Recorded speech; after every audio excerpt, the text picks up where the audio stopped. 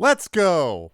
That's what I'm talking about. Welcome, everybody. Welcome, Arvanauts, to a stream celebrating the University of Connecticut Huskies. We're going to go through all their major history. I look forward to speaking for the next 3 hours about the overall history of the school. And no, I'm just kidding. I'm not going to do any of that. But I did want to show out a little bit this morning. That was a very, very enjoyable watch, watching one of the most dominant tournament runs of the last 10 years. And it is nice coming from a school, coming from a public university that continually has had to sit there and be told by the Yales of the world, the Connecticut colleges of the world, the Wesleyans of the world, that it is insignificant and unimportant. As someone who played a pretty significant role in bringing the debate team of that school to prominence, of proving that it's not about the question of whether you're going to a public school or an elite private one, but it's about the people involved. You'll excuse me if I am just a little pleased to be associated, even in athletic sense, with the University of Connecticut Huskies. That was really enjoyable. I have to say, if you get a chance to look at the press conference for the San Diego State Aztecs, a lot of those guys were guys that were there for basically 5 years, and I was really impressed with them. I watched that press conference, and they all talked about how it was really beyond basketball. They were all really choked up about it and everything, and it was a reminder about how I'm fully aware about, how it's not really the same, that are they really student athletes or just athletes? I get all of that, but it was pleasant nonetheless to see. I remember the feeling of what it was like to be in a school that no one cared about, gave a damn about, thought mattered, and to see that school gradually make its way back and to see that school establish itself so that it is now one of the great college programs of all time. I mean, it literally has, there are 11 women's championships and 5 men's championships, 16 college basketball championships since the 90s. I mean, that is the greatest program that has existed for the last 30 years. There's no question about it. Who else has more? So I'm very proud of UConn. I'm proud of the way they played. I think that Dan Curley, also, I happen to like coaching and the premise of coaching, and watching Dan Hurley become a better coach through humility and hard work and all that was great too. So I thoroughly enjoyed this run. I thoroughly enjoyed watching them go through this tournament and dominate the way they did. And I don't think they're going anywhere. They're going to challenge for tournaments in the future, and I'm excited for all of that. So I will stop, raving about them now and start talking about them all the time. I'll leave that alone until we get to next March. But it was great to see, and yeah, go Huskies. I was very proud of my alma mater today. Moving on to other matters. Hello, Tari. Hello, everyone. Good to see you all. I hope everyone is looking forward to taking that victorious spirit and seeing what we can do to actually save Analand. It's going to be difficult because it's the sorcery. I was looking up a little bit, and Crown of Kings is difficult. And there's a lot more to it. So we will see. We'll do the best we can to play through and see how we do. Technically, Jedi Survivor comes out on April 28th, which I believe is 3 weeks from this Friday. I don't know if we're going to get this done by then. And I'll have to see how I feel because I'm really excited for Jedi Survivor. I'll have to see whether or not I take a temporary break from Crown of Kings to play Survivor, or if I'm going to want to finish this because I figure I don't want to be competing against the 7 million other people that are going to be playing Jedi Survivor. So I'll have to think about that. Either way, this will get done in the next couple of months, followed up by Jedi Survivor, or, Jedi Survivor will be played and then we'll come back to this. But we are going to wrap this up one way or the other, no matter how things go down. But we will see how that goes. Before I go any further, though, couple of reminders about ways to support us here on the channel. Thank you for indulging me during my little march through UConn nostalgia. If you haven't already done so, please follow the channel. Please check out our YouTube with !ArvTube, our Discord with !ArvCord, Twitter with !ArvTweets. Website for all this is arvanelaron.com. Financially, !ArvShop is the merchandise area. Triffid and I will have that reworked in the next couple of weeks. !ArvTrayon is the Patreon, where, as you can see, we have 19 paying patrons, $194 per month. That number will come back up again, always around the end of the previous month and the beginning of the next month. There's a drop off, and then people come back on as finances and money and all that permits. So I'm sure that we will get back up there, but I would encourage everyone to jump on board or to re-up for the year or to increase support if you are inclined and are able, because you can get cool stuff for both yourself and the channel. So you should definitely do that if you like, including inspirations. I have not yet reset inspirations, as I promised everyone I will do that. I promised everybody that I would do that before our next TTRPG session, so that should be later this week. I have to finish up a little bit of writing. I have some grading to do, but by the weekend I should have inspirations all set and ready to go. Also, you can get inspirations and custom sub badges and emotes too if you sub or resub to the channel, which some of you were able to do over the last couple of days, so please consider doing that. That would be lovely. And if you haven't already done so, please as well consider supporting us on the publishing side. Exclamation Point Icarus is my graphic novel from the amazing Athos Arts. Exclamation Point Library is our Tales and Tomes from the Forbidden Library. That's my 5e adventure and source book from Alligator Alley Entertainment. And of course, Exclamation Point Greyshade is my Greyshade universe, really. That's what I was doing earlier today, and I'm going to be doing later tonight as well, as more writing of Heretic, which is book 3. If you go to Greyshade, Exclamation Point Greyshade, yeah, I was coming to that, Hilness, for sure. I was coming to that. Exclamation Point Greyshade is my novel from Athos Arts that came out last year. Exclamation Point Renegade is the sequel, which will be coming out later this year. And then Heretic is coming out next year. That's the final book in the Grey Assassin trilogy. And I am working on that now, and I'm very proud of all of these books, and I'm excited for different things. I have some good news about Greyshade, which I'm not yet at liberty to share, but I cannot wait to share it with all of you because it's going to be great. I've also seen the rough cover art for Renegade, so it's all awesome. And that comes, of course, from the amazing Athos Arts. So you can pre-order, you can order Greyshade, you can pre-order Renegade and Heretic, and you can pre-order the tabletop role-playing game of Greyshade. I had a chance to talk with the amazing Brandon O'Brien about that a couple of days ago, who was designing that game. And speaking of Brandon O'Brien, happy birthday to the Rising Tides. It is Brandon's birthday today, so happy birthday to a good friend and a wonderful GM and role player and a wonderful poet and a wonderful game designer. And you're going to see many of those things coming forward, including that game design work. So happy birthday to Brandon O'Brien. Ooh, that would be amazing, Emily, if we could. Please let me know. Oh, that would be super cool if we could. So yes, happy birthday to Brandon. So again, the Greyshade TTRPG, what better way to wish him a happy birthday than to pre-order this? I'm kidding. The best way you should do that actually is by buying his poetry book, Can You Sign My Tentacle? And then also those other things that I mentioned are also good too. And then last but certainly not least, Exclamation Point, and the audiobook, I should say also as well, from the amazing Trent Sparks of Greyshade 2 with that link. And then Exclamation Point BLM, Black Lives Matter, very important to affirm and assert the significance and importance of Black lives. Exclamation Point Help Now, that's the World Health Organization page on suicide prevention. Very important to reach out to others if you need help, and reach out to others if they need help as well. And Exclamation Point Ukraine, UKRAINE, to help the fine people of Ukraine as they fight back against an illegal and illegitimate war, and to send the message that we will do that regardless of the situation going forward in a similar circumstance. Last thing that I want to mention, of course, is Exclamation Point Klein. Klein, which is for this, well, I'll show that in a minute. That's for this, which is the live kickoff event for ArvCon.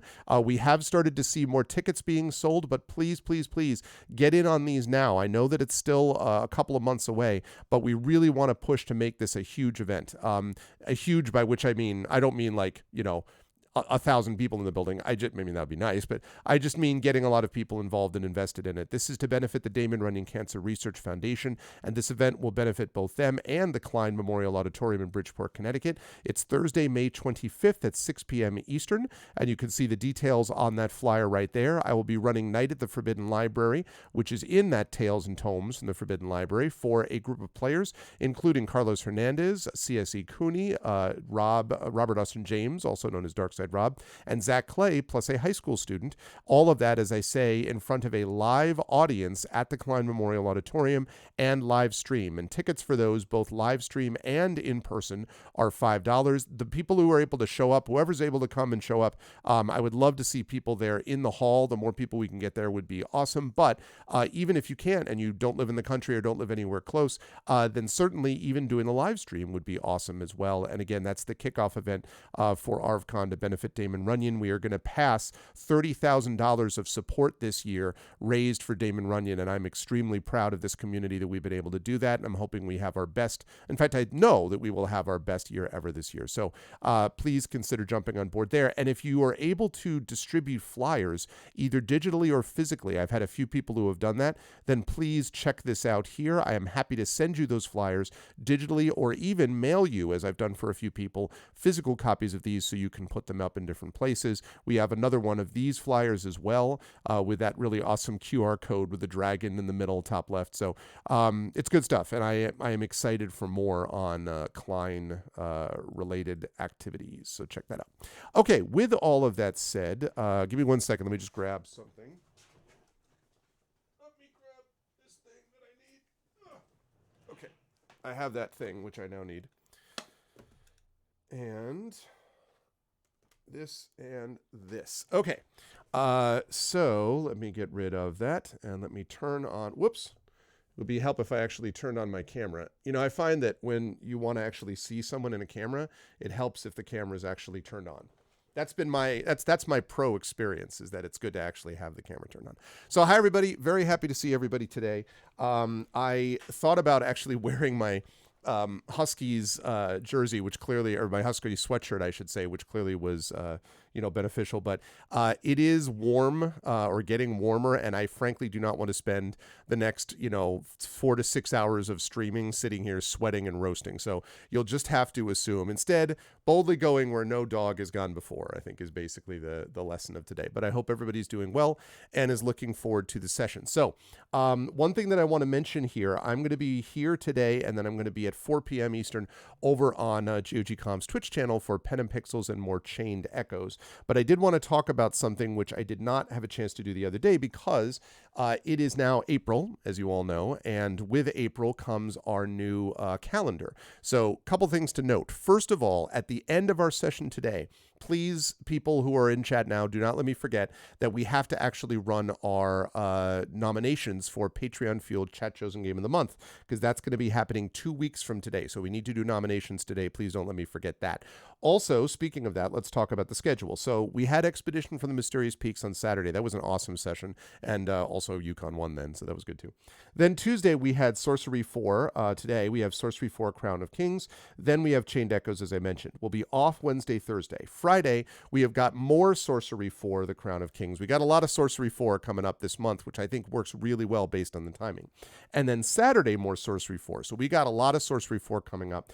I'm thinking we'll have to, and I have to play this a little bit by ear, because my wife is going to be, Mrs. Arv is going to be away for about a week, and I have to drop her off at the airport. I don't remember if it's Saturday or Sunday, but Saturday's stream is going to be a little bit up in the air as a consequence of that. She's going to be gone for about a week, and during that time, which is the week basically of the 9th through the following weekend, the 15th or so, it will be, I should be able to get all my streams in, but I do want to sort of send the message that since it will be myself and my mother-in-law taking care of the 2 kids, one of them, my child, my wonderful eldest light of my life daughter, Little Arv, she is, she's 15 and a half now. So I think, she doesn't require like incredible amounts of supervision. But my 6.5-year-old is probably in a different state. So I'm going to have to see how things go. That said, though, we do have a busy next Tuesday, and that's going to involve a game book illustration stream with the amazing Tari Toons. Keep this confidential until the official announcement on or about April 4th. Oh, so it should happen sometime today. Okay, cool. So yes, we will keep our eyes out, chat, for maybe a big announcement regarding Greyshade, but we can't announce anything yet. Okay, that's good to know. Yes, that's true. And Little Arv probably will. In fact, they're going to be on spring, their own spring break type of thing, spring recess, I forget what they say, is what they call it, over the course of this next week, starting with Good Friday, and then all the way through the following week. So she will be able to do a little bit of that, but I don't want to, I want to make sure that I want to make sure she gets her own time as well. It'll all balance out. It'll be fine. But so Tuesday the 11th, we have got our game book illustration stream with the amazing Tari Toons. That's going to be starting different state, the same state. That's going to be happening next Tuesday from noon until 3:30, well, 3 to 3:15 or so, when we will discover whether or not the inability to pick locks is going to cause a problem for us in our game of Midnight Rogue. So we will see how that all works, but Tari will be illustrating that with me next week. Then we have Chained Echoes again, Pen and Pixels, and then that evening we will have the full crew again of the Our Vocalists. Now, last time we weren't able to do this last month because of mistakes and misunderstandings in schedule, but everyone is back for Tuesday the 11th. We will have KP, we will have Rem Alternus, and we will have Zach Clay coming up for Citizen Sleeper next Tuesday. So that's going to be really cool at 9 p.m. Eastern. Friday the 14th is going to be our joint Speculate Twitch event of the New Jersey Web Festival 2023 early selection of our Speculate actual play of Court of Blades, Valorword Court of Blades. That's going to be happening on Friday. I've been really having a really good time with that. So that's going to be happening on Friday the 14th. And then Saturday the 15th, we are going to have more of Inkle Sorcery 4, but please see my previous note about that's around the time that my wife is coming back. So there's going to be some picking up and, dropping off and stuff. We'll get it done, but just be a little aware that starting on Saturday of this week to the Saturday of next week, Tuesday was pretty locked in, but the other ones, and Friday should be fine, but the other ones may be a little shaky depending on pickup and stuff like that. So just stay tuned on Discord and Twitter for more details. Then on Tuesday the 18th, we have the Patreon-fueled Chat Chosen Game of the Month at noon Eastern, and then we will have at 4:15 Pen and Pixels and D&D with GOG Ghosts of Saltmarsh. Very excited for that. Then Wednesday the 19th, we return with the Bag of Giving. As I look at my phone, I have no idea who that is or why you're calling me, but yes, Bag of Giving, which will be part one of the One Ring. And this is going to have players Marie Bilodeau, Sharang Biswas, Kate Hardfield, and the lore master Brandon Crilly. Also, a good friend and publishing buddy with me with Athos Arts to benefit charity. So Bag of Giving will make its return on Wednesday at 7 p.m. Eastern, Wednesday the 19th. Friday the 21st, we have more of Inkle Sorcery 4. I told you there's a lot of Inkle Sorcery 4 going on. And then Saturday the 22nd, we'll have our Eberron session. Only one session of Eberron this month because of schedule. We'll be back to 2 sessions, of course, next month. D&D with Infinity and Beyond Eberron. That'll be Saturday the 22nd, Oracle of War, as we continue with Parliament of Gears. Having a great time with that campaign, too. Tuesday the 25th, 3 weeks from today, will be Chained Echoes over Pen and Pixels at 1 p.m. Eastern, and that is going to be to accommodate Shire Adventures. Now, I do want to mention that thanks to a particular circumstance relating to, well, without getting too far into it, because of circumstances that have changed a bit in terms of schedule, we may be able to start doing Shire Adventures a little earlier. It would not be at like necessarily going back to the time it was before of noon, but it is possible that we will do Shire Adventures at 4 o'clock instead of 5 Eastern.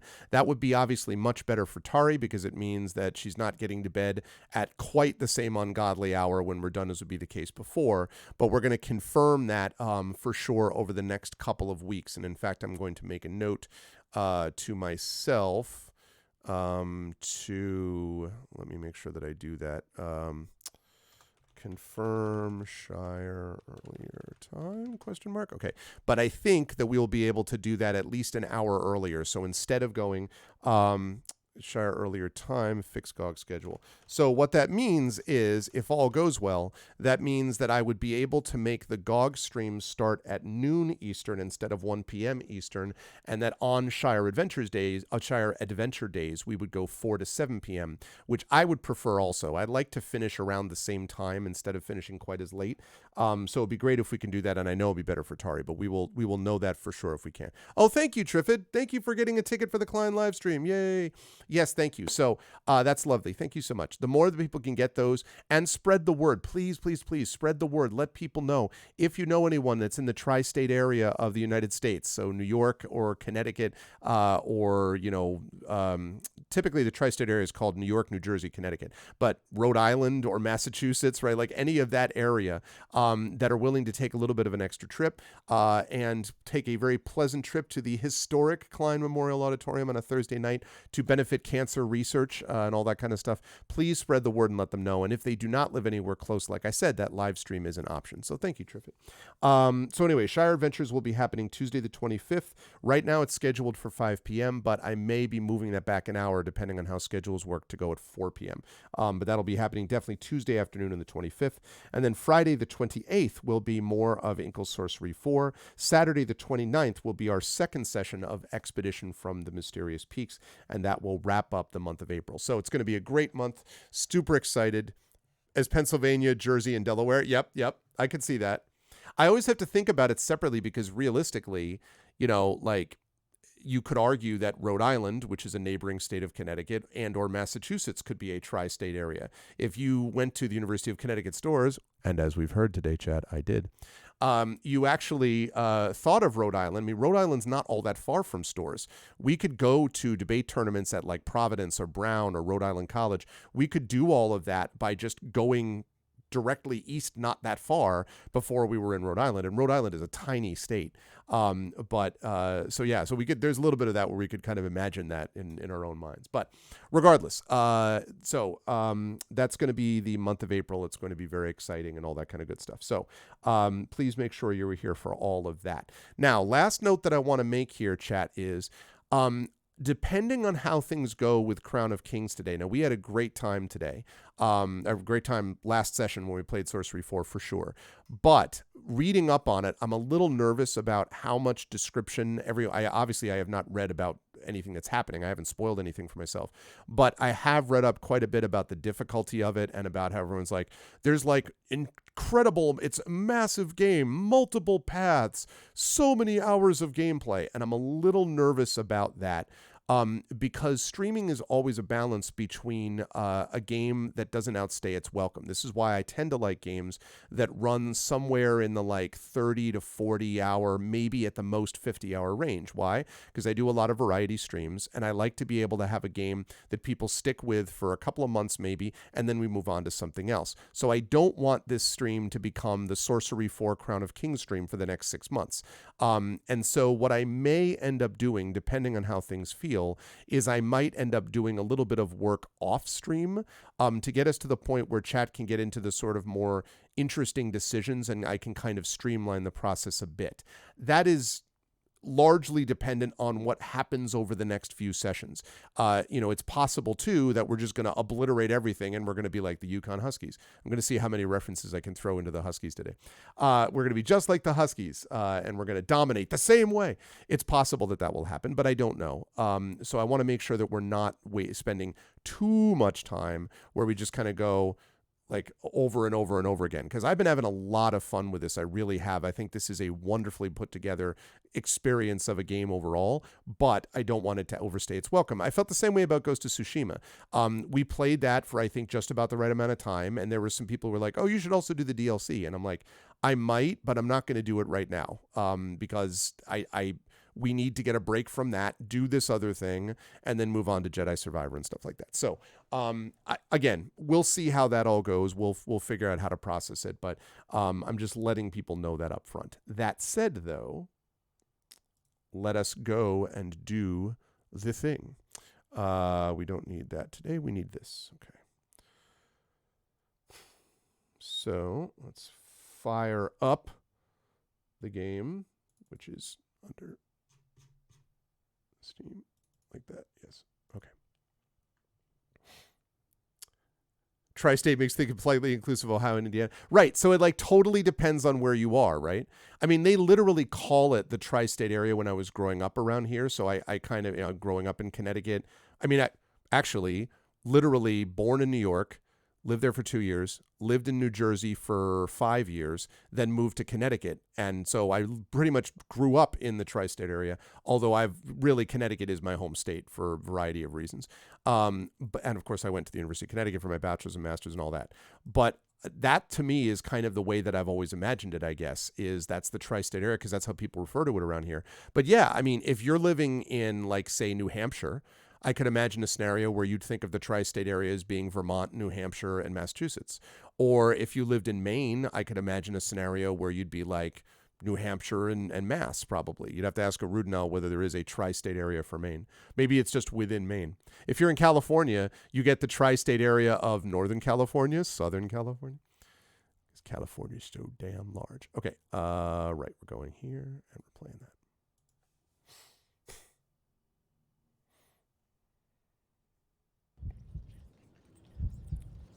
Okay, there we are. Now, give me 1 second, because I've got to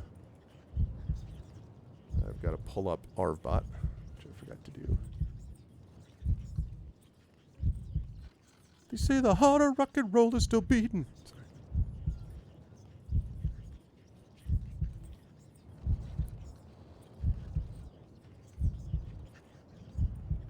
Pulse. Whoops. Wait, what? I obviously opened the wrong one.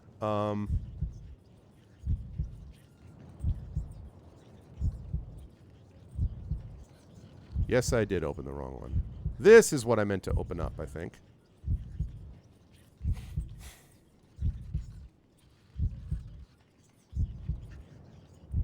There we go. That's the one I wanted. It's the one that I want. Okay. Right. Let's do this. Let's go back over there, and let's do that. Okay.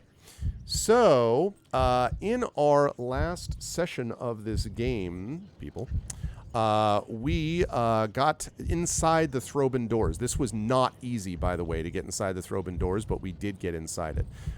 So we're going to see what happens as we kind of climb up here to the top of this Sorcerer's Spike. And I do want everyone to remember that one of the big things we did last time was we broke this hourglass, which broke the curse that the Throbin, that the creator of the Throbin doors had put on us.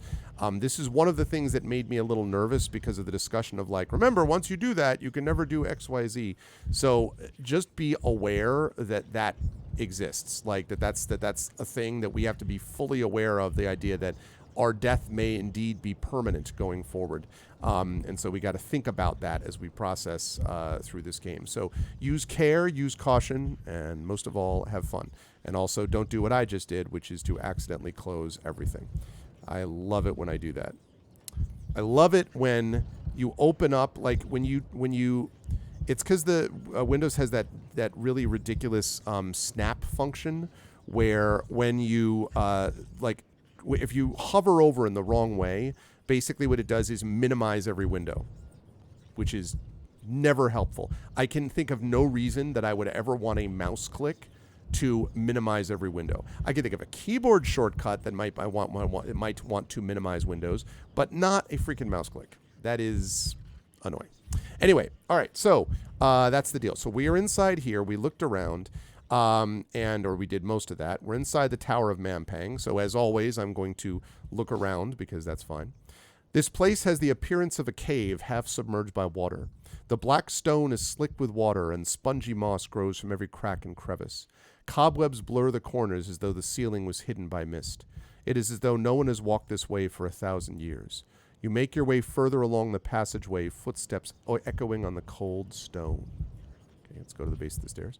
You reach the base of a wide flight of stairs. They seem to fill the space of the tower as though whatever lived here was impossibly wide. A few closed doors lead off to other rooms in the tower. Yeah, you know, Triffin? Rising creator. I've never been less honored. What's up, Div? You look over the doors. They seem ancient. One appears chewed. Gred only knows who lives here. It would surely do you little good to find out. The climb is exhausting, and you quickly lose count of the steps. There are no windows and no doors, nothing to measure your progress by. It is as though the tower is screwing downwards into the ground with every step you take. Every step you take. After some time, you spy a door up ahead set in the inside wall of the tower. From here, you can barely see the outline, but it seems to be dark wood with an iron grill. You pace forwards, every sense on high alert. The passageway stops by a heavy door. It is clearly a cell set with a tiny iron grill. A hook is fixed directly opposite, no doubt to taunt prisoners with the sight of the key, but the hook is empty. The stairs continue upwards from here. You peer through the grill. The cell appears to be empty. Certainly, though you can see a cot, there is no one on it, and the floor is empty too. Then you notice something in a shadowy corner moving, but the shape, whatever it is, cannot be bigger than a rat. Okay, first vote of the day. So, here we go. Here are the options that we have available to us, chat. First of all, we can open the cell, or we can cast the following spells. Let's see. Yes. We could cause depression.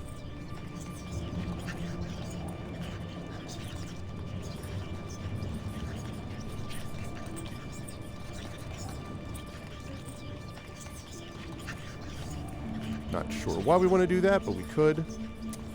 We could cast Sob.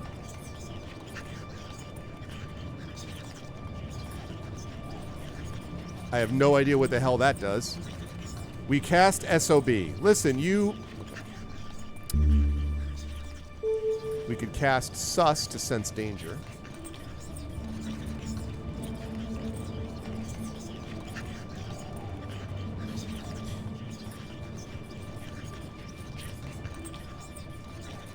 Good to see you, Div. We could cast... Yep, Zap, which is create lightning.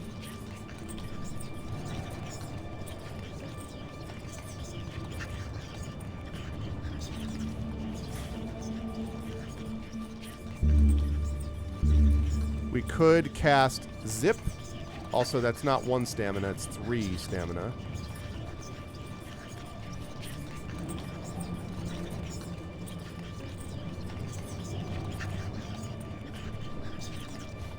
That causes teleportation. We can do that easily because we have a green ring, but it will teleport us, and so we need to think about that. We do not have a Rock Demon 2, so we cannot cast Zob. We could cast Zod and summon a guy from the... what dimension is General Zod banished to again? I don't remember. Whatever that area is.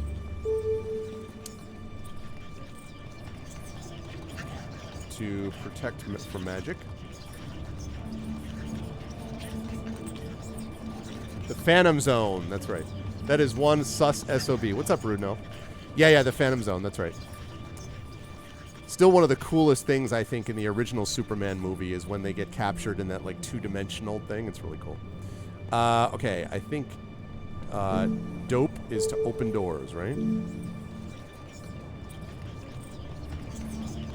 To open locks or doors. We don't even know if the door is locked.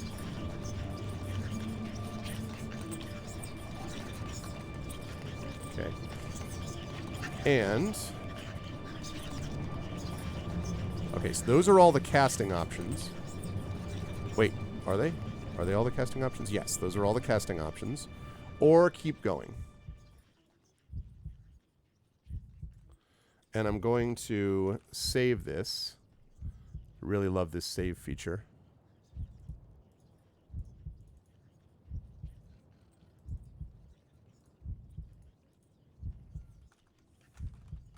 Spell list at cell. Okay. All right, Chad, here we go. So we could open the cell door. We could cast Sap, which causes depression, 1 stamina. We could cast SOB, unknown. We have no idea what that is. We could cast Sus, sense danger, 1 stamina. We could cast Zap, creates lightning, 3 stamina. We could cast Zip, which causes teleportation. That doesn't cost us anything because we have a ring, but it will teleport us into the cell, presumably. So we could cast Mage, protect from magic, 1 stamina. We could cast Dope, open locks and doors, 1 stamina, or we could keep going. So please get your votes in now to do all of those things. I know, seriously, Arudnell, I was like, why would we want to depress people even further? So that feels to me personally a little cramped, Hilness. I would actually move that bookcase that you have on the left there. I would move it closer to the outlet. In fact, I would even consider maybe putting it on one side of the outlet if you can get your door out. I don't know how far that door... I assume the door opens into the room, so I know you probably can't do it too much. But I would think of it that way, because that way it becomes like a library that sort of encloses your desk, like a really cool office. But that feels like it would be right on top of me. In fact, the room, so opposite where I am right now, on the other side of my office, the fireplace, basically the chimney goes all the way up through this area. So on the other side is where they used to have the desk, the old owners.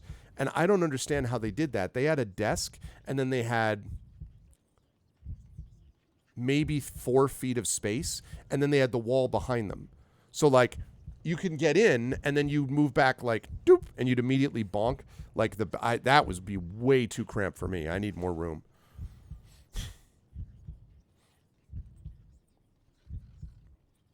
Between the left wall and the door for both bookshelves to be end to end. I might consider that. I mean, I like the idea of what you're creating because it's kind of your own cool little space. But I feel like, I don't know. I feel like having all those books laid out would be pretty, like next to you on the wall would be pretty slick rather than being blocked in. My feeling is that you'd do that and then you'd immediately be like, that's too cramped, you know? So, and also if the books get dusty, they're right on top of you, you know, that kind of thing. Okay, so last call. Last call, everybody.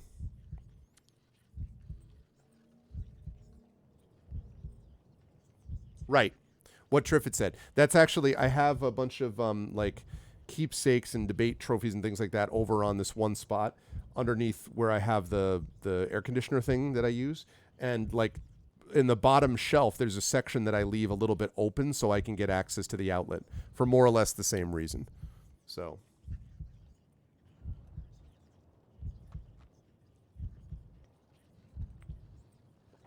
90-degree bookshelves for Cozy Nook.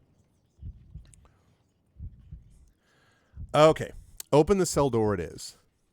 You tug and rattle on the door, but of course it is locked. Okay. Well, in that case, I'm going to put this here, and I'm going to put this here. All right, so it's locked. Okay, lurk well, Helness. So it's locked. So now, chat, the door is locked.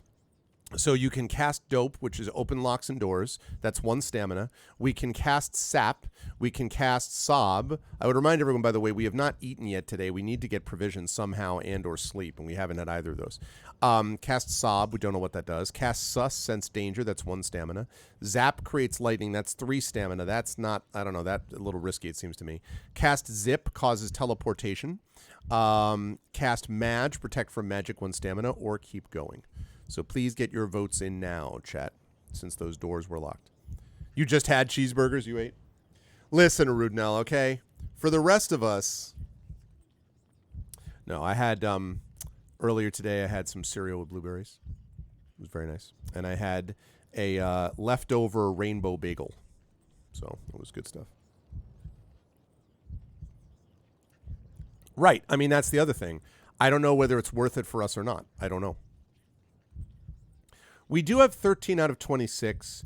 You know, 1 stamina isn't a killer, if you'll pardon the pun. But you know, it's you have to balance it out. I could see a scenario where people are like, but I could also see a scenario where you try to, you know, gather as many clues as you possibly can.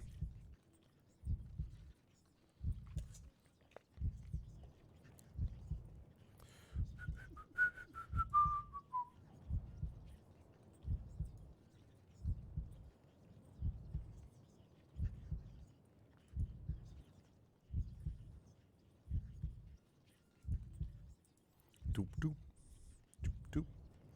So get your votes in now, chat.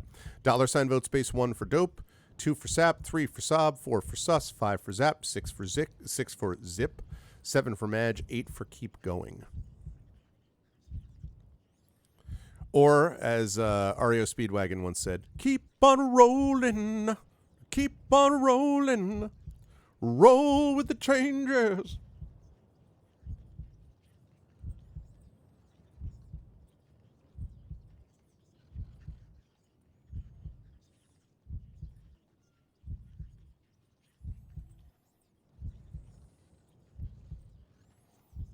Hey, little Roy Sarasa. Welcome, welcome. It's a $ vote, Div. Maybe it's a rat-sized pseudopod. It's a ratopod. It's a pseudo-rat. Perhaps it's a pseudo-rat.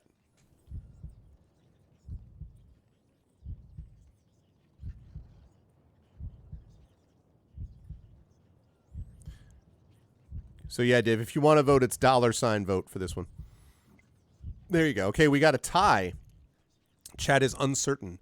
Do we open the lock or do we keep going?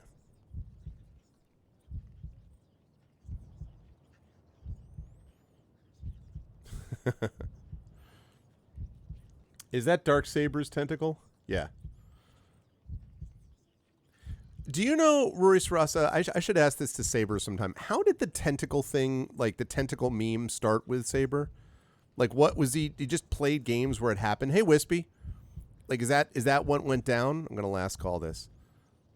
I've never fully understood. Like, I know that, like, the meme is Darksaber 2K and tentacles. I just don't know what that's from originally. I'm curious if you have the lore.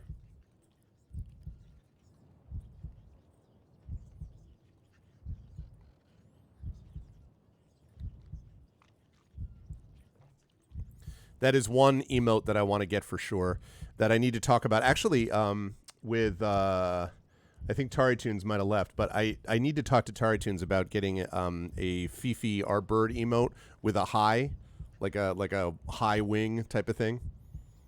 Like my favorite hello emote on Twitch right now is that, just because I think it's cute. But I think it would be really cool if we had like a Fifi one also waving. It'd be neat. He often found them in games. He's big on Cthulhu stuff. Yeah. He just finds these things. It's interesting. Okay. I actually saw the trailer for another, not Pixar. It's a new DreamWorks movie coming out pretty soon about a kraken and like base. But the thing is, I would not recommend watching the trailer because the trailer literally spoils the movie. I couldn't believe it. Like I watched, like my daughter and I watched like 2 minutes of it. I'm like, okay, well now I've seen the movie. Like, yeah, no, I'm not a big tentacle guy. I don't actually want, I don't want tentacle emo. I mean, it's fine to use like sabers and all that. I just don't feel much like having our emotes be tentacle related. I don't particularly love calamari. You know what I mean? Like I'm not, it's not really my bag. Okay. Cast dope. We're going to cast dope. Yeah, it was weird. It's been a while. Like, that used to be the old joke, Rory, right? Is that you watch it and you see the movie. But this literally was like that. Like, unless they do all of the twists that are referred to in the trailer in, like, the first 10 minutes of the movie, which I don't know why you would do that, then I feel like I saw 2/3 of the movie through the trailer. Now, obviously, I don't know how the movie ends, but, like, it's just like, why would you do that? It doesn't even make sense to me from a sales point of view. Don't you then make it so people are less likely to come see your movie? I don't understand. You raise your arms to cast the enchantment, but nothing happens. The starlight seems to simply wave around you and disappear. Oh.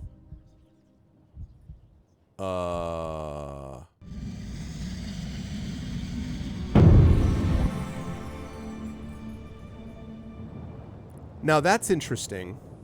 Okay, you know what? Let's take a look though.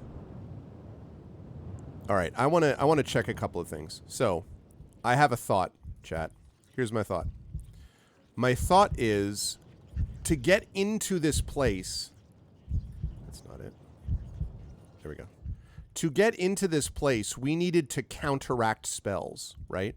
So I want us to look at some of the spells we have and see what we can do in terms of like counteracting. So, let's see. Sap.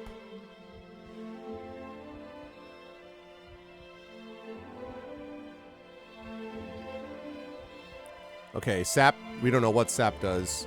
I mean, I guess we could cast SOB. We don't know what that does. Sus. I may have already done that.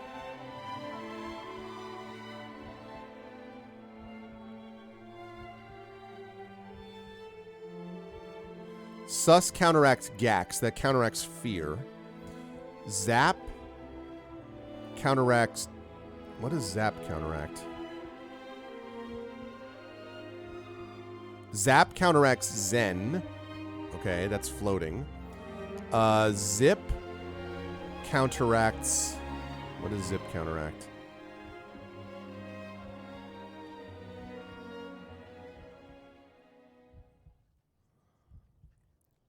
Zip counteracts gum.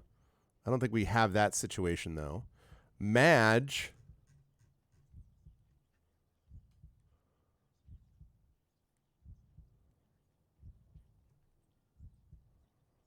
Madge counters... Hang on a second. It doesn't counteract anything. At least we don't know what it counteracts. So none of these seem to obviously counteract anything that's useful. So I guess, you know, I'll put the same thing up there. We can't cast Dope now. So I guess what I'll just say... And it didn't cost us a stamina, actually. It just never cast at all. So I guess I'll put this up there. We could cast SOB. We don't know what that does, but we could do that. But things may be weird inside this tower, so...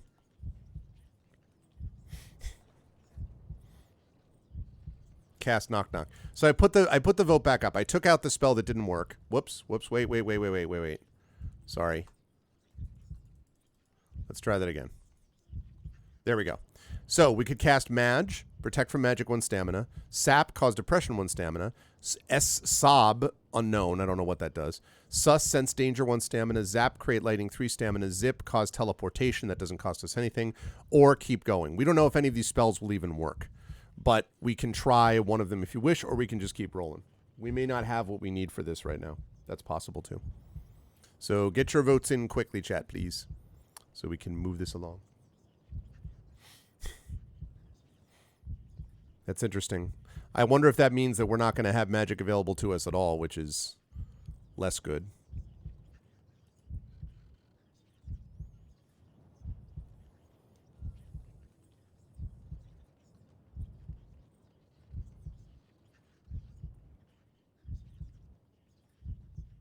Okay.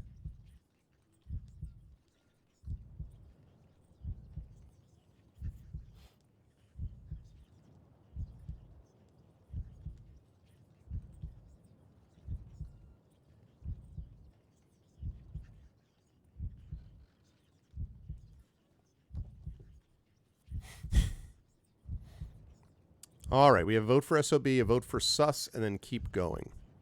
I can see arguments for all of these. I'm going to last call this. We should cast Husky, and then we'll automatically win.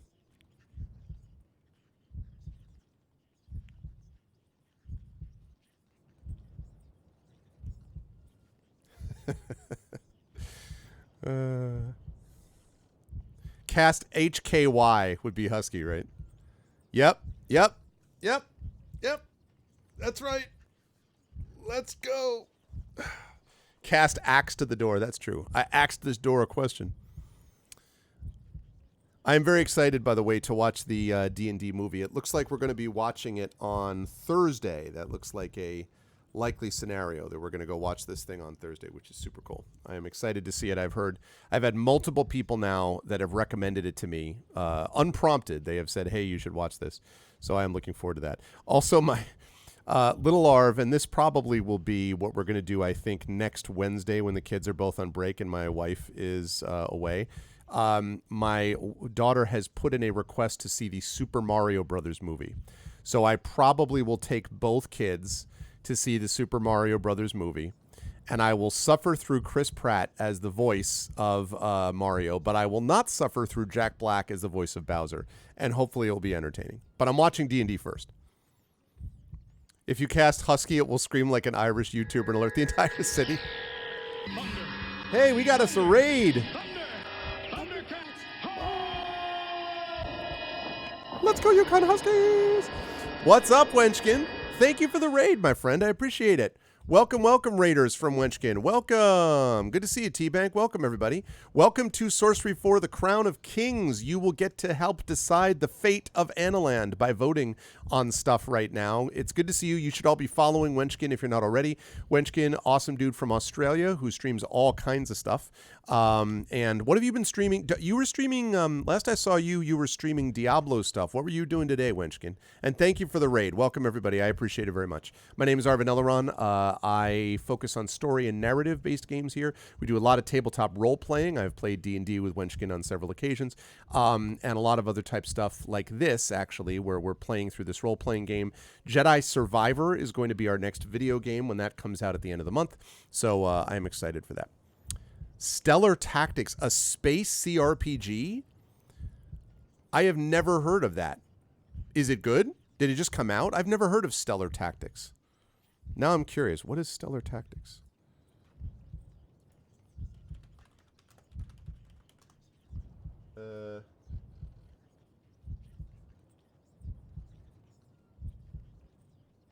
Oh, it's an early access. That's why I didn't see it.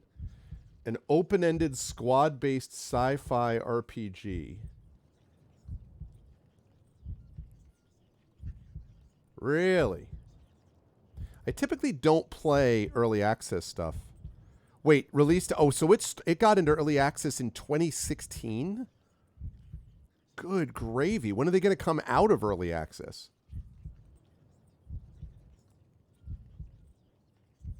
Interesting. So how is it, Wenchkin? Yeah, the game is Stellar Tactics. It's a single dev. I don't support early access stuff most of the time, but there are exceptions. Slay the Spire, thank you for the follow. Slay the Spire, for example, is a game that was amazing in early access. And there are games like that. Technically, Minecraft way back in the day was early access for a long time.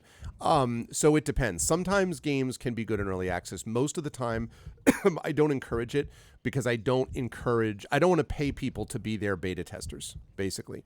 And sometimes I feel like that's what's being asked for in some of these early access games. But like I say, there are exceptions. And if a game like this is actually awesome, despite the fact that it's a single dev or, because, whatever, because it's a good game and a single dev's working on it, then that's cool. Well, I'm glad you like it. That was not on my radar screen at all. So, okay, so we are going to close this down and keep on going. The stairs continue upwards. Okay, climb. The stairs reach a landing that curves around the tower. A color word, adding an extra U for no reason. Just kidding. All those with British/Australian/Canadian/other heritages that ads use. A colored glow spills across the stones from a large stained window shining despite the darkness outside. You look over at the window. The colored panels form a mosaic of a coiled lizard, perhaps a serpent.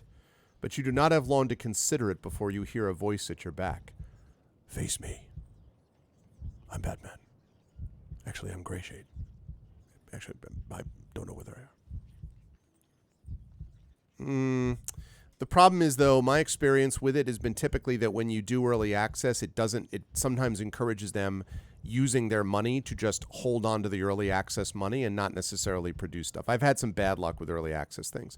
But yes, if it's an indie developer and if the game has quality, then yes, I can see it. But typically, I'm sort of like, give me the game when it's done. However, Rudno, you make a good point in certain contexts. I would agree. Okay, so we got some dude behind us, all right? Or some person. So we could say, who's there?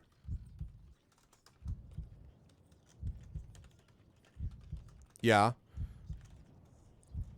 Turn around. Turn around. All right, chat. Should we say who's there, draw our sword, or turn around?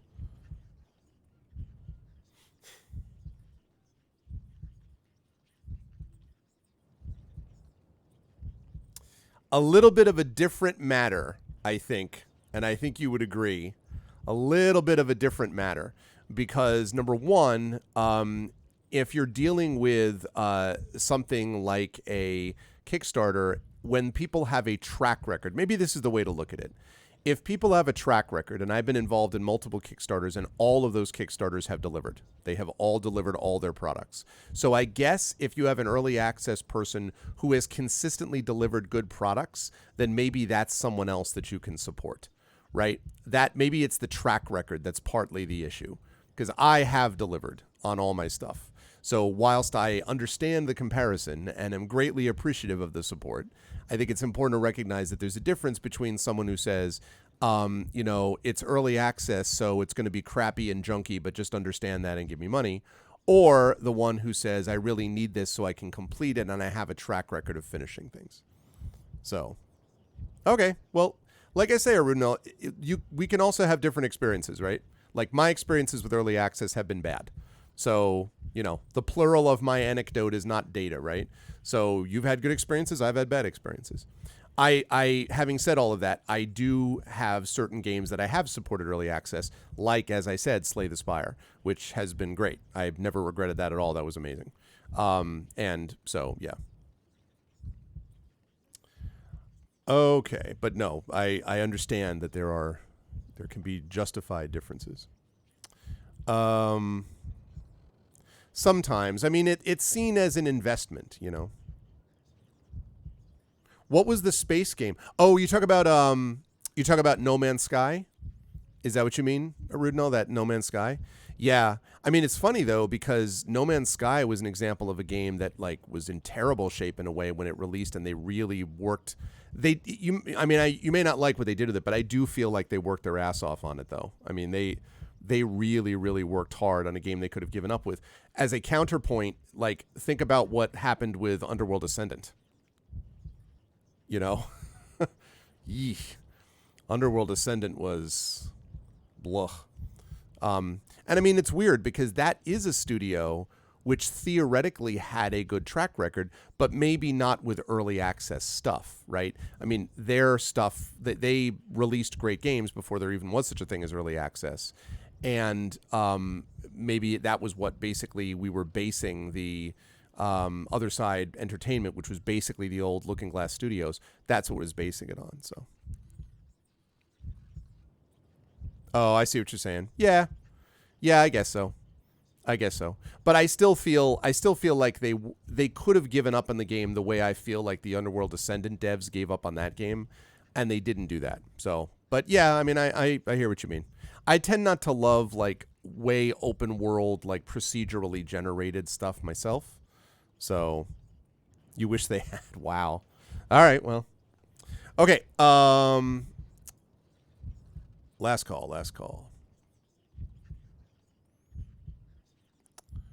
Going once.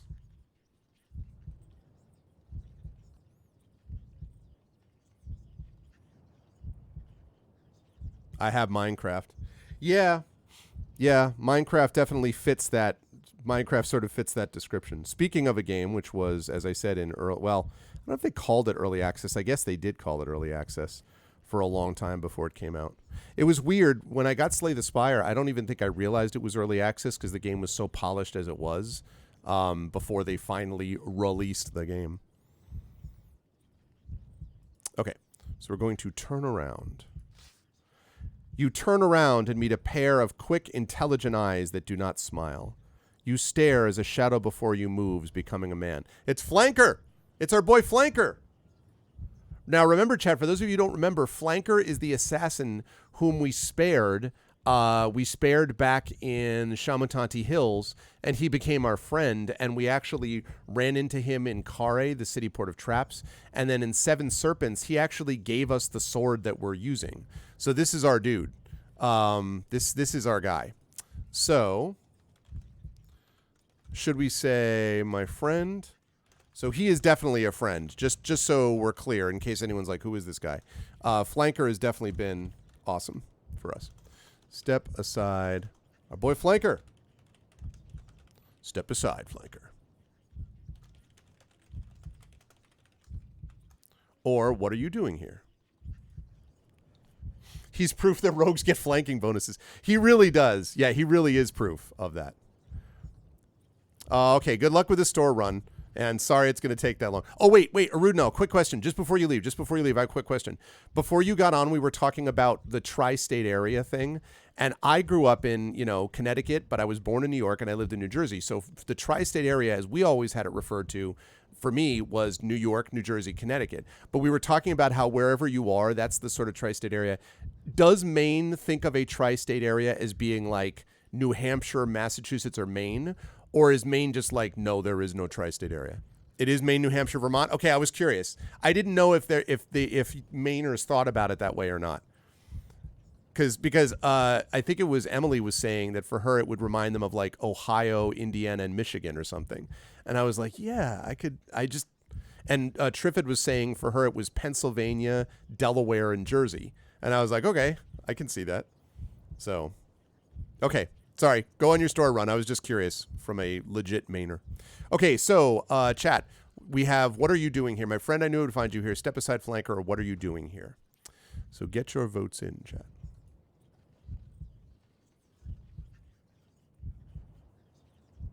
I was curious. See, in Europe, they call that a tri-nation, the tri-nation area. Oh, it's Germany, Belgium, France, or Germany, Belgium, Hungary.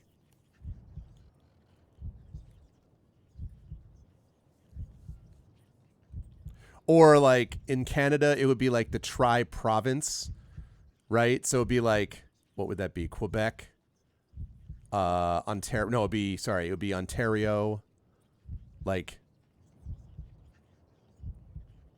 British Columbia, and like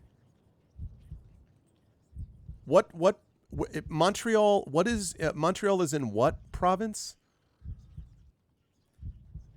Is it? It's not Alberta. What province is Montreal in? Does anyone know?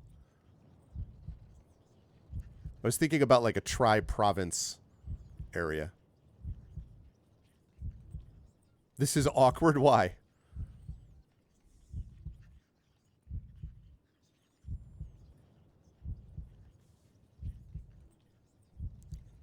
What is awkward? Canada is awkward? How dare you say that Canada is awkward? Canadian people are a generous, lovely, wonderful people.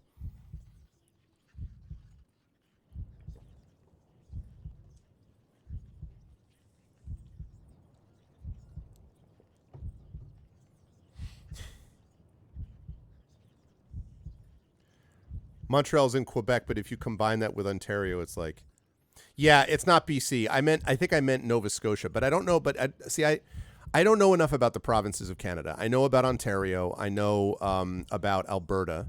And I guess British Columbia is always on the west coast. I always get that mixed up with Nova Scotia, which is on the east. But Nova Scotia is not, it's not a province, right? It's just an area. So, because I know provincial governments, to me, provincial governments are as close as you get to state governments in the U.S., even though they're far bigger and there are fewer of them. Need to get me learned up before the next CanCon? Yeah. Fair enough. I know much more about Canadian cities than I know about the provinces. I have been in Victoria. I have been in Vancouver. I have been in Calgary. I have been in Quebec. I have been in Montreal. I have been in Toronto. I've been in Ottawa. I've been in all these cities, but I don't know about the provinces that they all are. And yeah, and a lot of the suburbs around those too. But I need to find out what the provinces are. Yes. I was struck when I went to Calgary. This was for a World Fantasy Convention, I think, some years ago. I was struck by how much it felt like being in a Western U.S. city with like right down to like cowboy hats and things like that, which of course it is itself in the West, but it was strange to me to be in Canada, which I always associated with Quebec, with Toronto, with Montreal, and then to be in a place that felt like I had walked into like, someplace in Nevada or something. Like, okay, so we're going to say, what are you doing here? What are you doing here, you demand? That is the correct question, Flanker replies slowly. I feared we would meet here. I did not know for certain. There is something terrible in his tone. Uh-oh, what's going on here? Flanker? What are you saying? What are you saying? I must find the Archmage.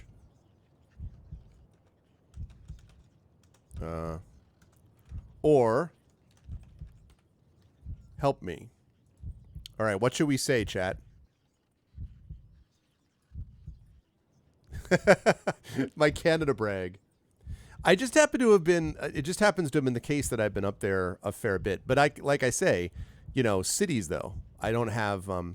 I was in an area of Canada called Val David, which was a Romanian commune outside of Montreal, and I want to say that it was no, it might have been Ottawa.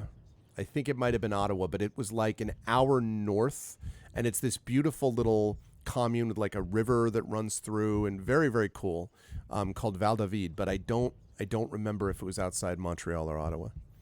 But yeah, I do need to find out about all the other provinces.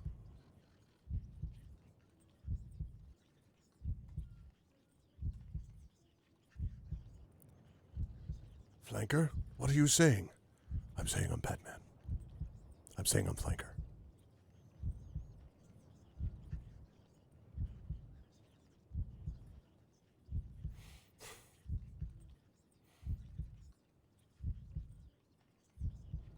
All right, last call, chat. Last call, la la la la, last call. I should not be singing The Heart of Rock and Roll is Still Beating when I'm also facing down Flanker, who's giving me this weird look in the middle of this evil tower. He's probably like, be serious. I'm like, they say the heart of an assassin's still beating, and from what I've seen, I believe him. And Flanker's like, stop it. I'm trying to be serious.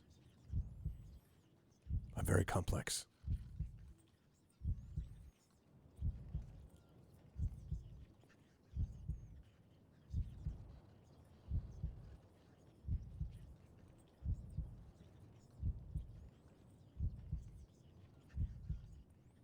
Okay. And we're going to close it. All right. Flanker, what are you saying? Flanker, what are you saying? I am an assassin, he replies. Flanker stares at you with those dead eyes that have seen so much death. Not sure about that line. It is my air, my breath. I must do as I must do, as we all must do. Who are you here to kill? Draw our sword. Or help me kill Hart the Archmage. That's the answer. I mean, kill the Archmage, dude. Looking for someone to kill? I got just the guy.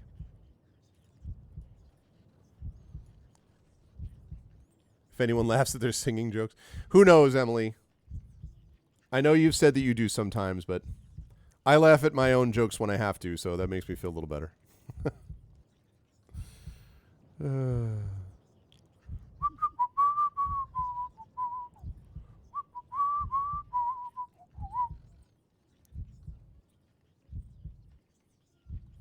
Hey, everybody. Good news. Asim has agreed to help me generate leads for my business. He just sent me an email. I was very excited. I was like, nice. I didn't even know I had a business.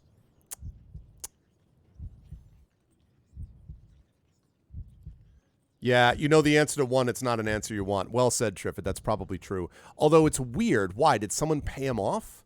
Or is I don't know about this, just like, well, it is my nature to kill. Yeah, but wait a minute, though. Come on now.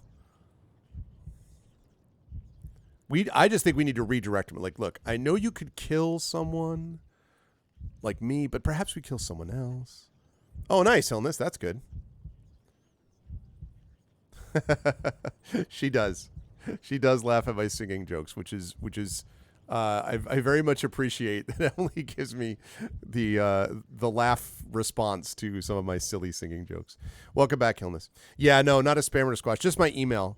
It was one of those things where it's just kind of like, hello, I'm Asim, and do you want leads for your business? I'm like,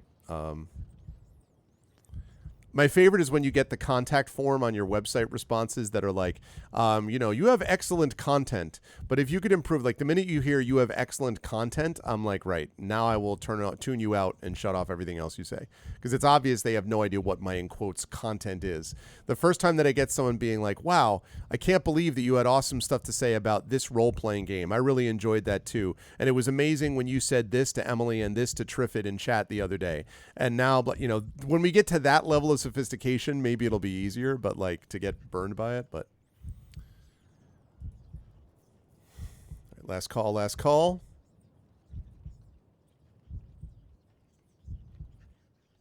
Yeah, that'll be the AI spammer. I know. Yeah.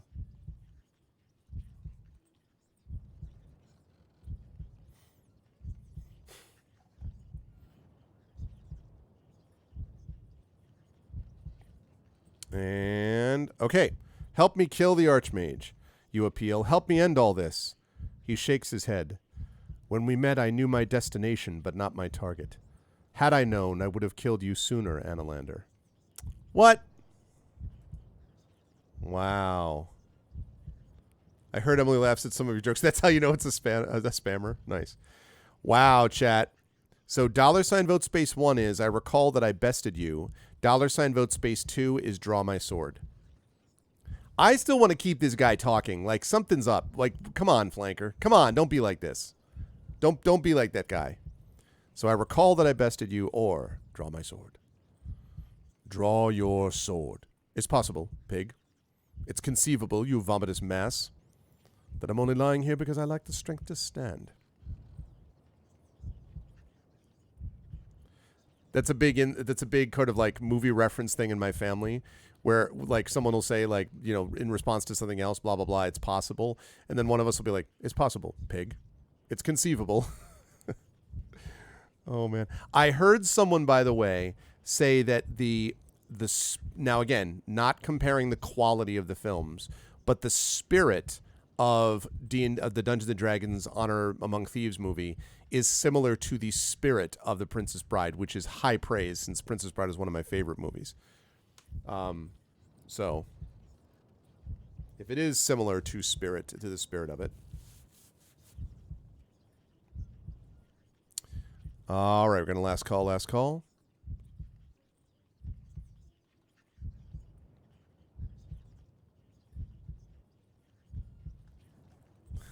Boo! Boo!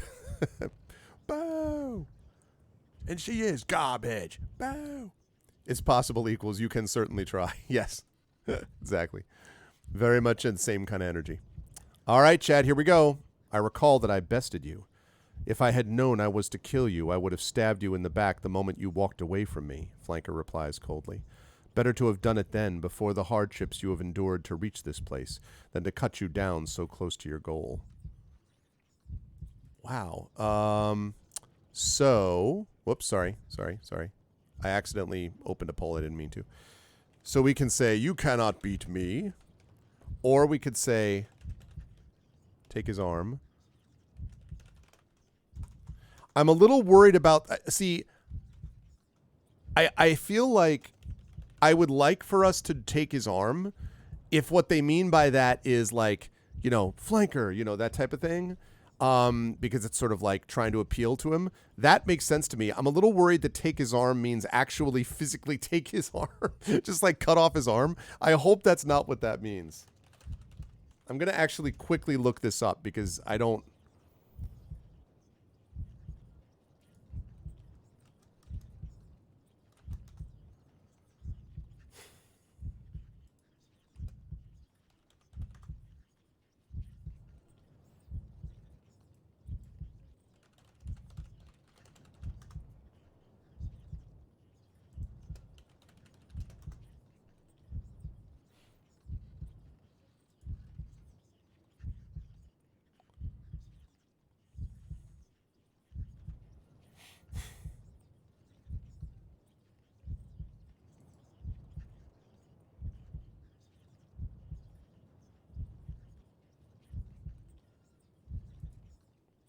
Yeah, the take the arm thing.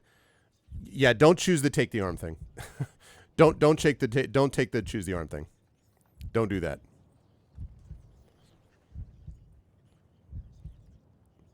The logic of the language logic is close but not perfect. So, and I'm only doing that because if there's something which feels to me like it's grammatically confusing, then I don't want to make a decision based on not understanding what the grammar was telling me, which occasionally has been an issue. As much as I've loved the Sorcery series, there have occasionally been moments where I've been like, what did you ask me to do? You know, so like that was something actually which used to happen all the time in especially BioWare games, where you'd be like, you'd have a certain reaction, and then what you would say would not be at all what the reaction implied. So you'd be like, you know, so the reaction would be something like, I can't believe that you'd feel this way. And then what you say is like, how could you betray me or something? And you're like, what? I didn't say that. Like, that's not. So I kind of wish this one is much better about it in that it literally says, you say what it says when you make the choice, but nonetheless, when it's grammatically unclear still. Okay, I think everyone's in favor of the you cannot beat me. You cannot beat me, you tell him. You know it. Only one of us will walk away from this spot, he answers. I have killed 100 men and 100 women in my time, and I have studied your style in our long journey together. All right, so we can't take his arm, so we're going to draw the sword. You draw your sword from the scabbard. Flanker nods as he recognizes the curved assassin's blade. You advance on him, assassin's sword pointed forward. I didn't realize the assassin's blade was curved. I think I did vaguely, actually. It's like a... Listen, chat. I report, you decide, okay? This. That curved blade right there.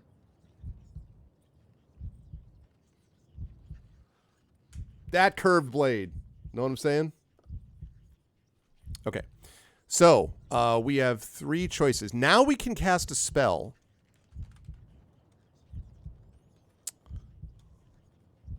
It really is. It's almost like it was an amazing, awesome idea from somebody to do that. Okay, here we go for spells.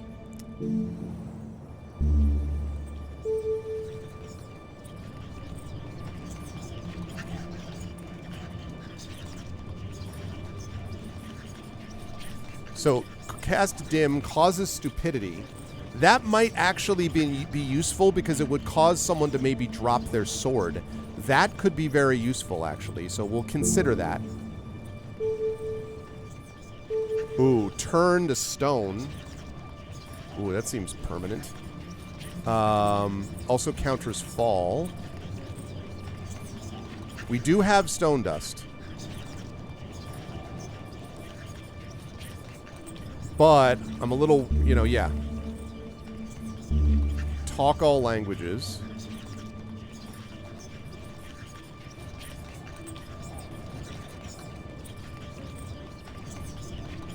That doesn't cost us anything, although if we do it, sharpen blade, that's if we're really going to go after him.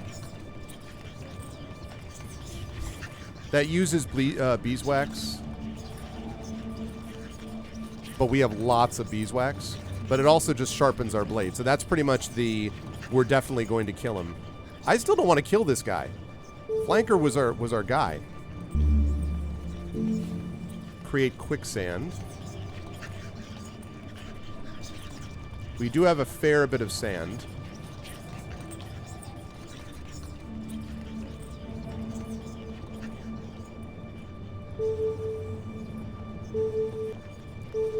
Walk creates a shield.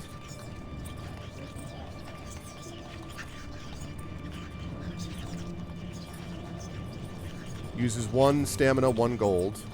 We have 8 gold pieces, so I think we're okay there.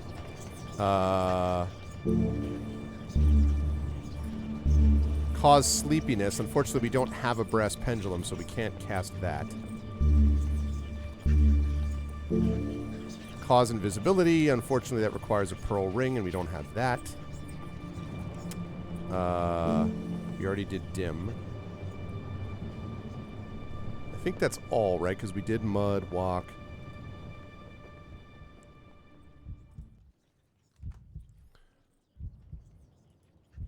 All right, chat. Let's see what we're going to do. We do have some spell options now. We do have some spell options now, so get your votes in.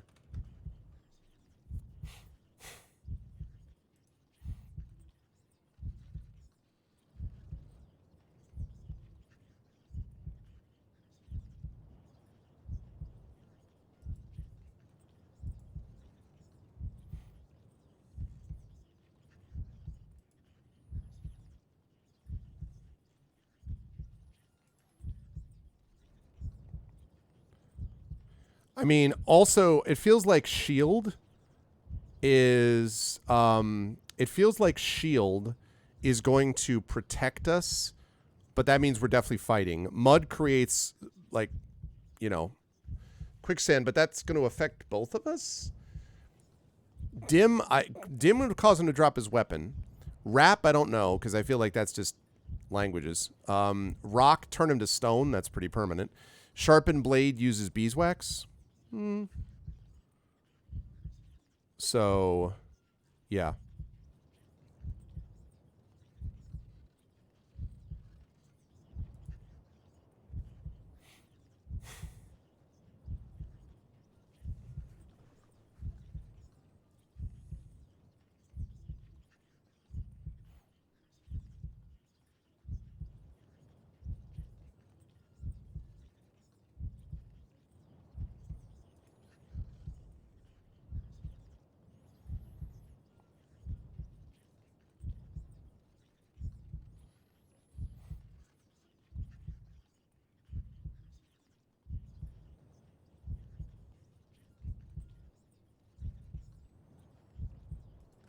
Okay. So I think, yeah.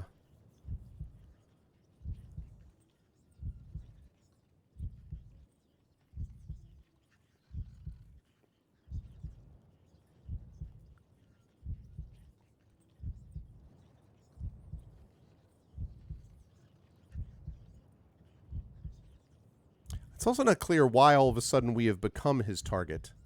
Like, what made us his target suddenly? Like, he found the book, and he's like, oh, yeah, I was supposed to kill the Analander. All right, so we're tied up right now, chat. 1 vote for Dim, 1 vote for Mud, 1 vote for Rock. And we're trying to figure out a way to, if we have to kill Flanker, we'll have to, but we'd like to avoid it if we can. So, yeah. So now is a chance to get in your vote. So please get your vote. $ vote. 1 is fight. 2 is Dim. 3 is Rock, which turns into stone. 4 is Rap, talk all languages. 5 is Raz, sharpened blade. 6 is Mud. 7 is Walk.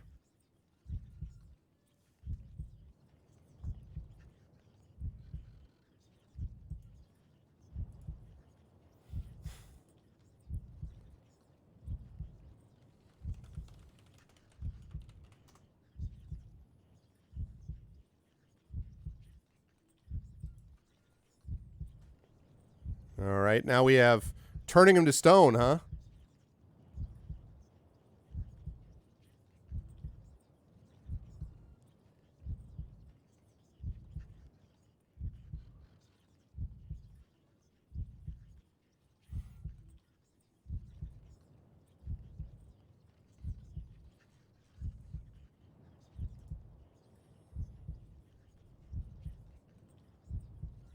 Okay, we have a 4-way tie, chat. We're going to need someone to either change their vote or jump in and break this tie.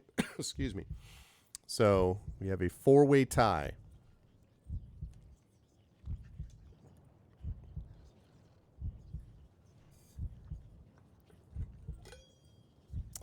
Going to pour me some water while chat is deciding what it wants to do.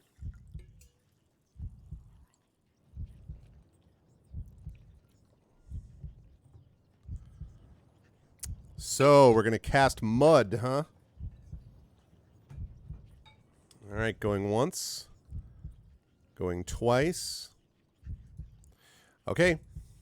Mud it is.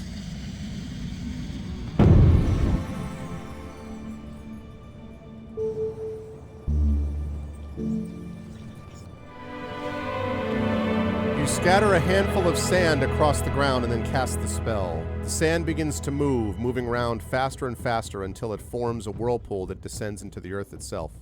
The pool forms close to the assassin's feet, but he has a cat's grace and speed and leaps aside, shaking his head.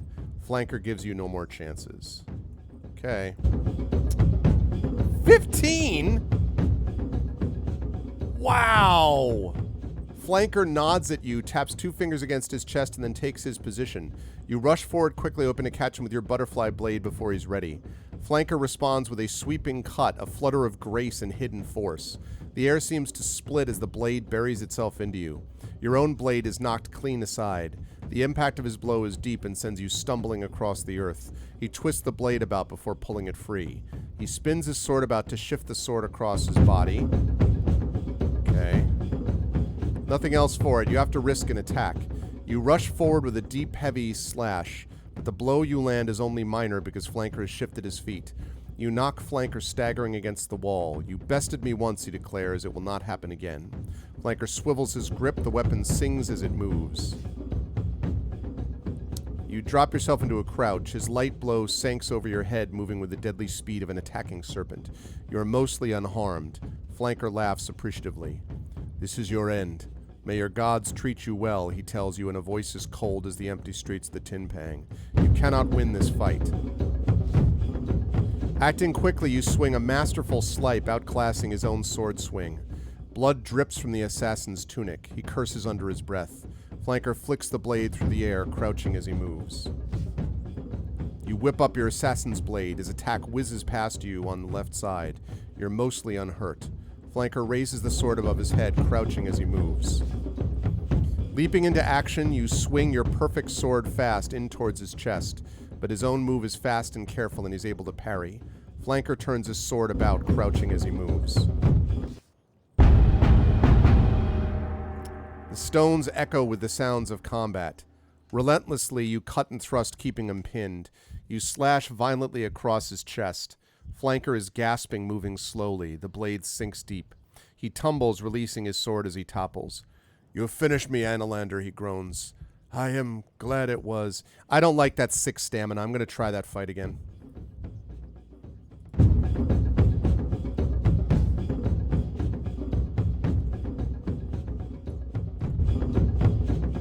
Nice.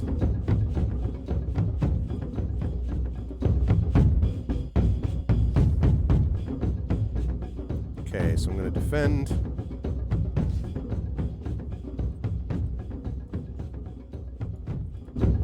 Oh! Damn it. Alright, well, I botched that.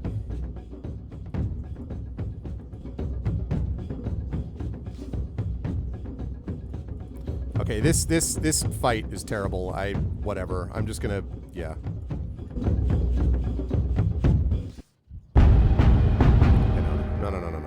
No. Okay, we're going to defend there.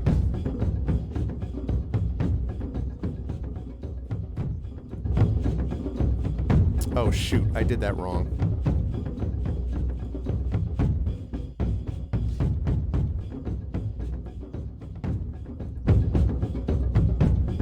Nice.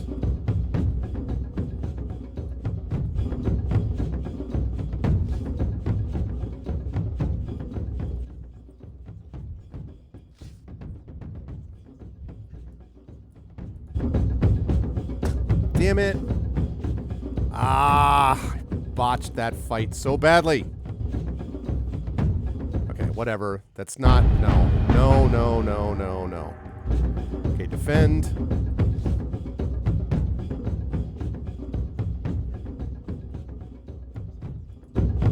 What?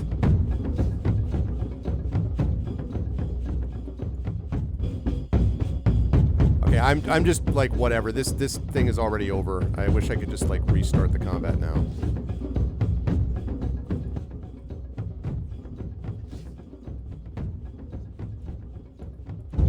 Yeah, whatever. This whole thing is ruined. Whatever.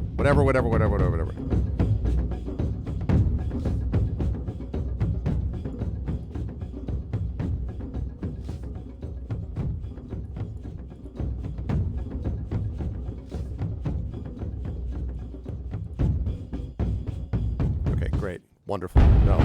Yeah, no, no. We're trying that again. He always starts with that.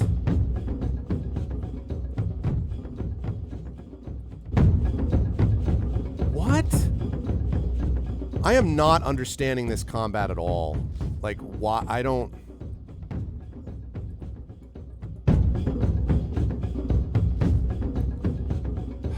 I really wish I could just...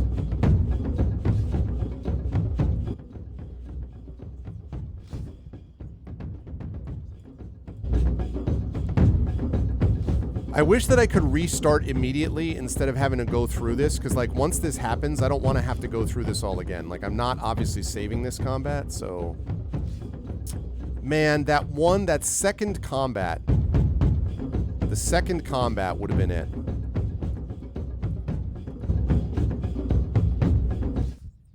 Okay, let's try this again. Okay, defend...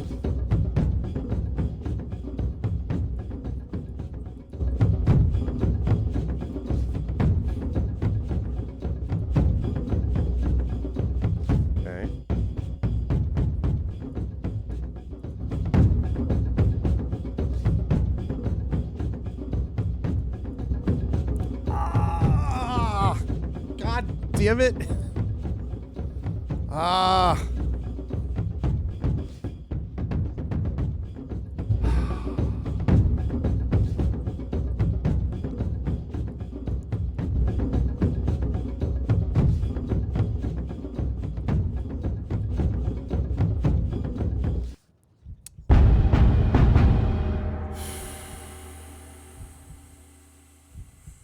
I don't know. 8. I still think I can do better.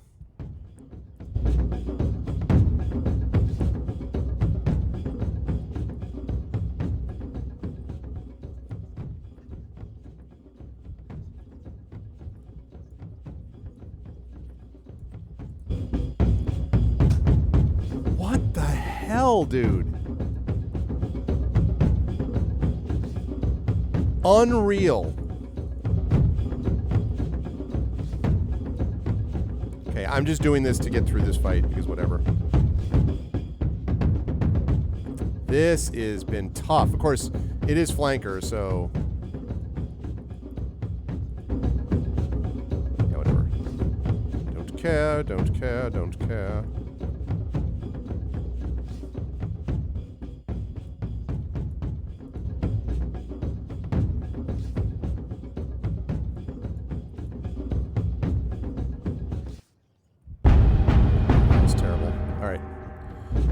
Defend this way.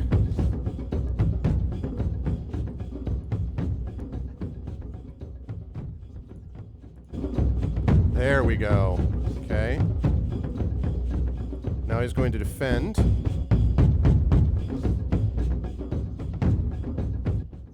Oh! Oh!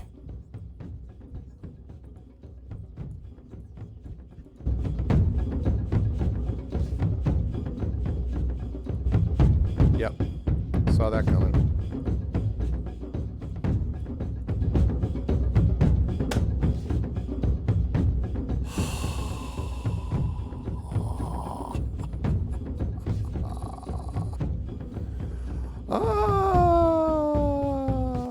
It's right there. I am determined, chat. I am determined. Whoa. Suddenly 2.5? Are you joking me? That's the first time he has not led with a 15, by the way. It's the first time. The first time.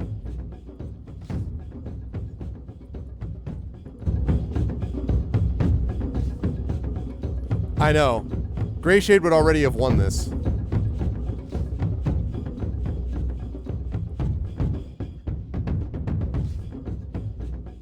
I'm just doing this because I want to get through this fight fast, so I can go back to the beginning. I really wish I could just restart the fight. Right, exactly. Let's try this again. Thank you. Okay, 15. That's what he normally does.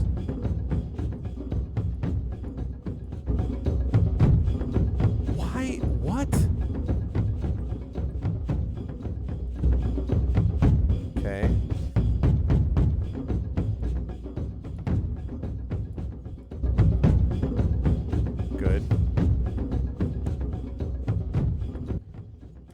God, why? Why would that be 0?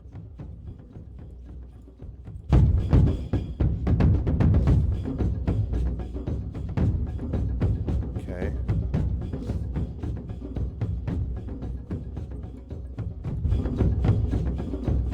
Dude, this is just...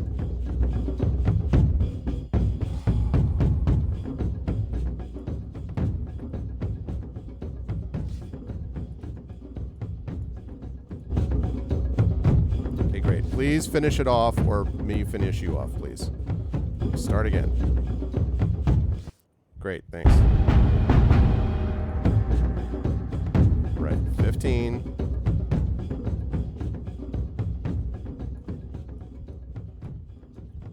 Stop, please. Okay.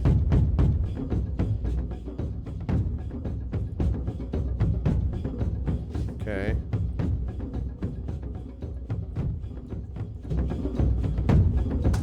What? Dude, there is no pattern at all. It's just like, all right, well, then this, then maybe this, then maybe this. Like, seriously?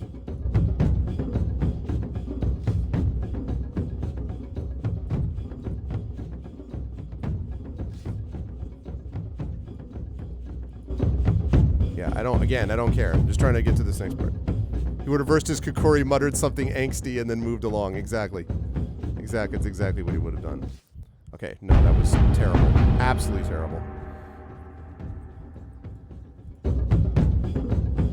Yep.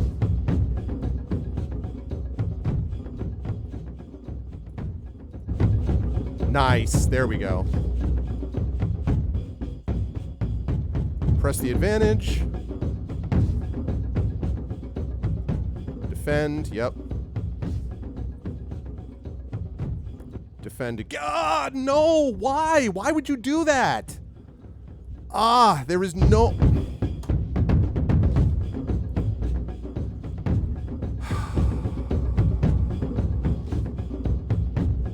Why would you do that?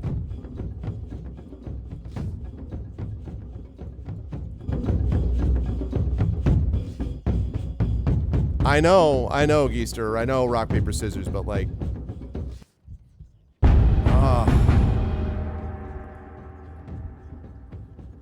What?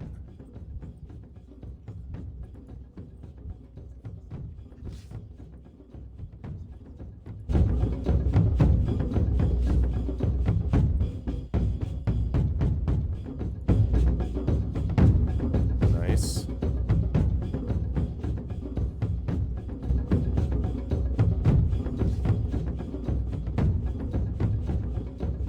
Okay.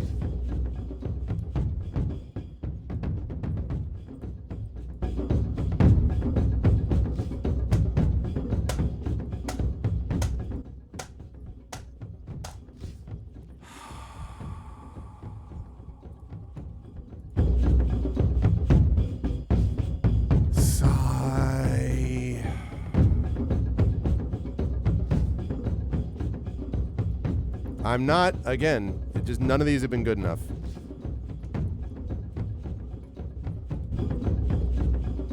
Whatever, I don't care. Just finish the fight.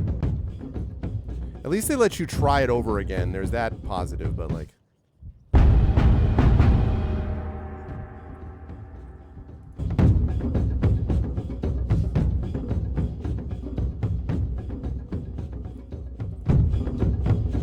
That was nice.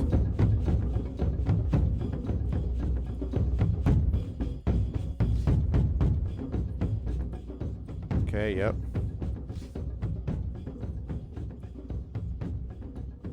Nope. Nope. Yep. Yep.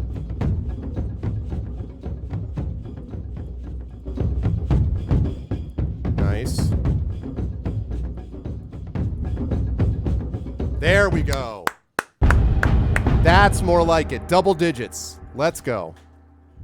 Woo! Flanker still has some breath left in him. He gestures to you to kneel, wanting to whisper something more. All right, Chad, here we go. $ vote space 1 means lean down. $ vote space 2 means run him through.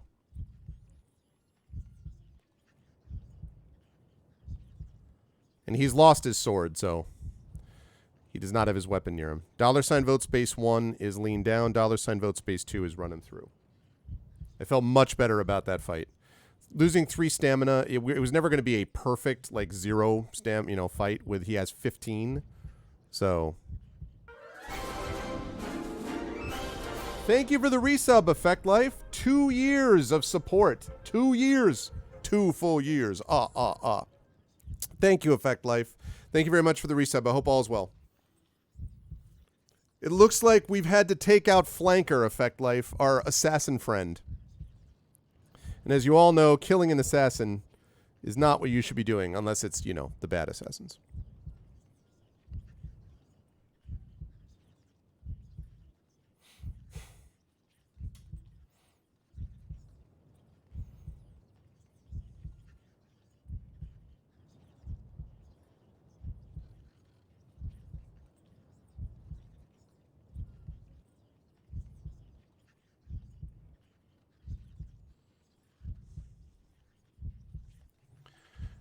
Well, we got into the Throbin. We got past the Throbin doors the last session. There was a cell that we couldn't open, and that's pretty much it. There was a cell that we couldn't open. We've just been climbing up the tower steps. Is killing like an assassin a double negative? Depends on the assassin. Hi, Darksteel. Totally depends on the assassin, Triffid. It could be.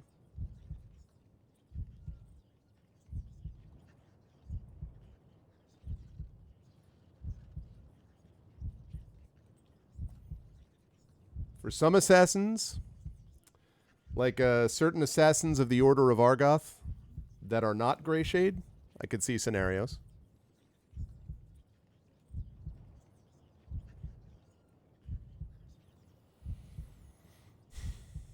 Okay, last call, last call, last call. That fight was rough. But I knew that there was enough there that I just wanted to stay in double digits, health-wise.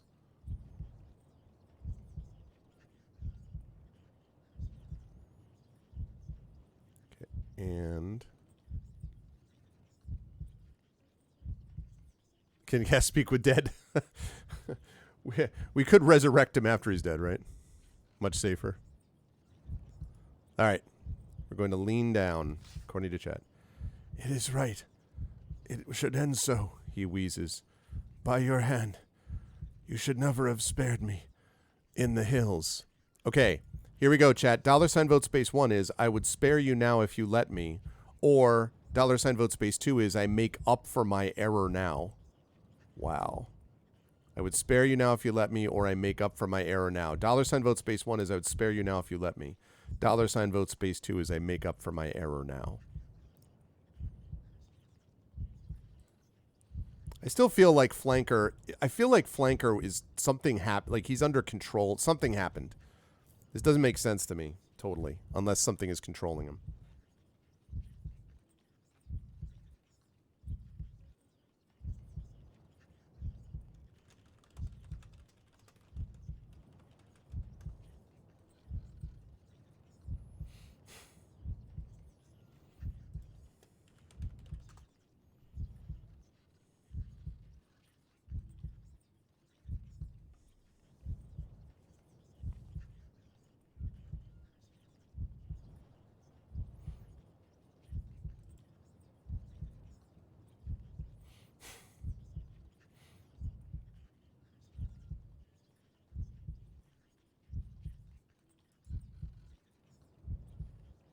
Okay, last call, last call.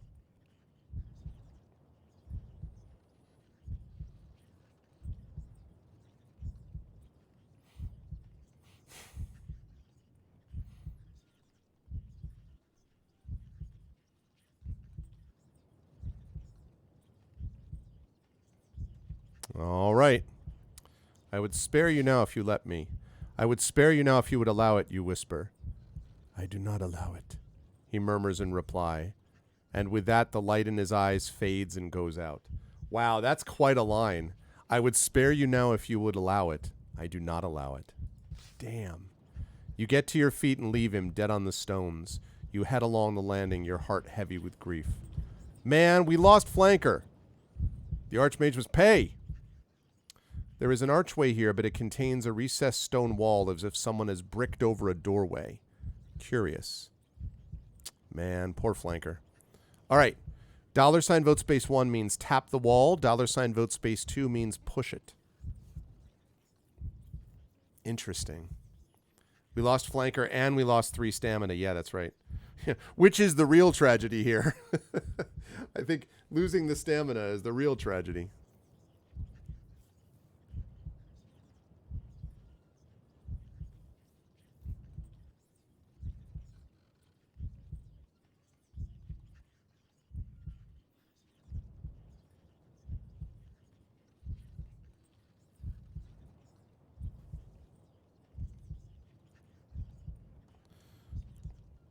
The real tragedy was the health we lost along the way.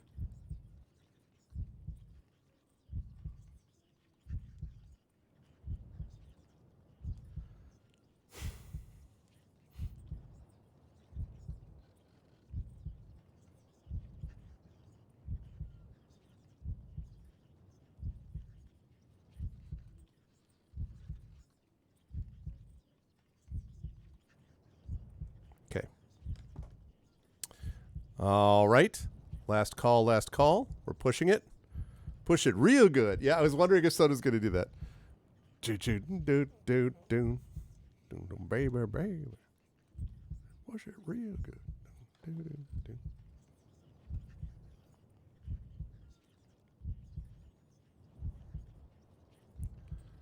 Okay. All right. We're going to push it.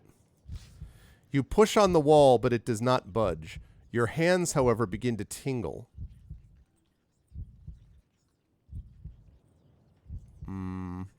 Okay. $ vote space 1 means back away. $ vote space 2 means to keep pushing.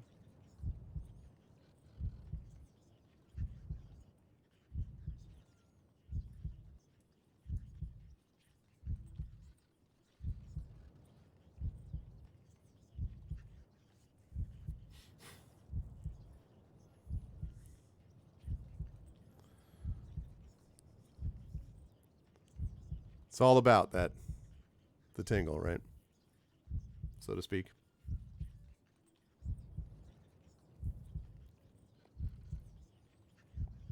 All in. Geister's like, nope. All right, last call, last call.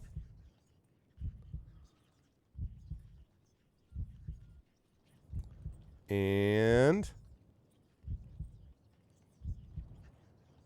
okay. We're going to keep on pushing. A shock courses through your arms and you stumble backwards. You were zapped by the wall. Well, damn. Who thought of keep pushing? Tap the wall. Kick it. Or turn back. We got zapped.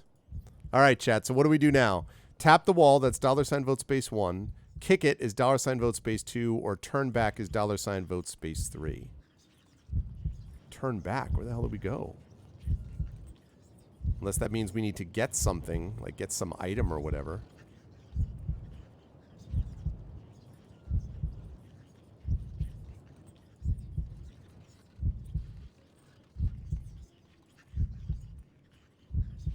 Vote 2 seems fun.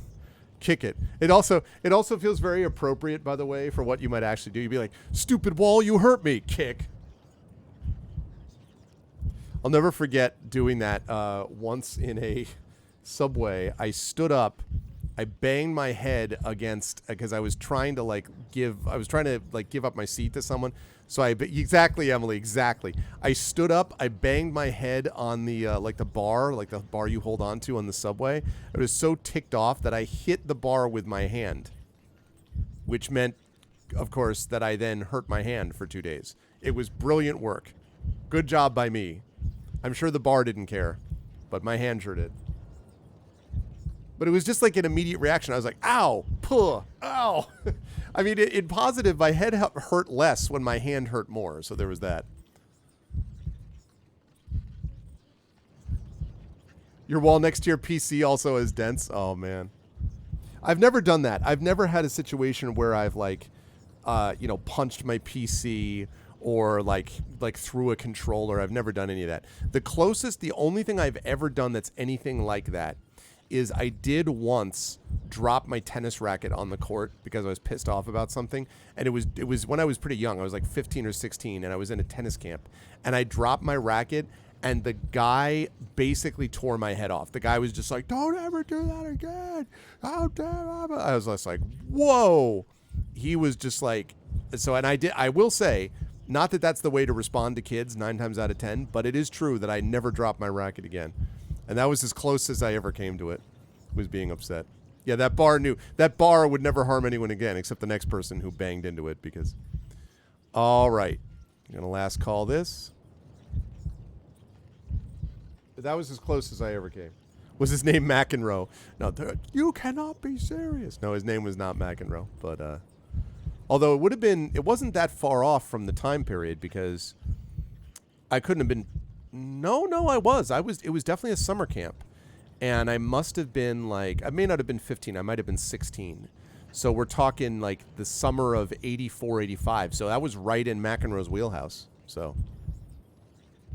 Oh, really? Effect Life? Yeah. Never had a situation like that. I think because I was like, I can't afford to buy these things again. Never had a situation like that where I did it out of pay. I have, however, hit my leg on a couple of occasions when I was ticked off about something, like on a computer game level. I have sort of done this thing, which then promptly hurts my hand and my leg. So I have done that once or twice, but I've never destroyed anything physically, except, like I said, the one time I dropped my racket. But all right, we're going to kick it. You kick the wall and are rewarded with a shock. The wall zapped you with some kind of spell. What is it protecting? Okay, so do we... Yeah, use your wall for that, hence the dents. So $vote space 1 means we tap the wall, which I feel like we've already been shocked twice. Maybe we get the idea. $vote space 2 means turn back, which means we'd have to leave the tower and go somewhere to do something. So, yeah. No, they are. The shocks are damaging your stamina. We've already lost 3 stamina points. We got zapped for 2 when we pushed, and then we got zapped for 1 when we kicked it. So the stamina is an issue. So just keep that in mind, chat. If we tap the wall again and get shocked again, we're going to be down to 6 stamina here. So be very careful about doing that. I don't know. Maybe tapping is the answer. Although, in fairness, I don't know what other options we have either, except other than turning back and hoping we can find some alternate path. I don't know. I guess we got rid of Flanker, so Flanker's not a threat anymore. This is a war of attrition. Hit it again. Damn it, Hans, you made your point. Now let them pull back. Thank you, Mr. Cowboy. I'll take it under advisement. Hit it again. You got caught up in chat's excitement about kicking the door. I mean, in fairness, it is sort of like we have nowhere else to go. So if not, then we have to go back and find out what happened. I don't know. Maybe we go back and we go explore the other towers.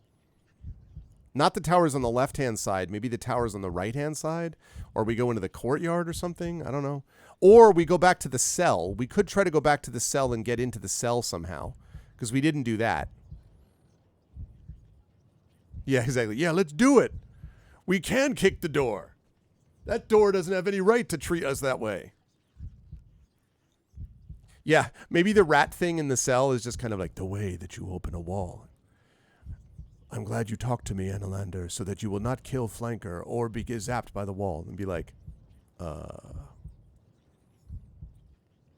We're tied up.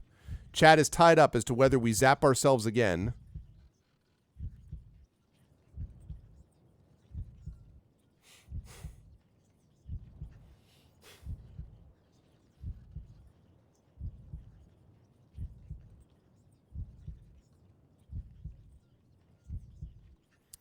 All right. So, last call here. We do need someone to break this tie.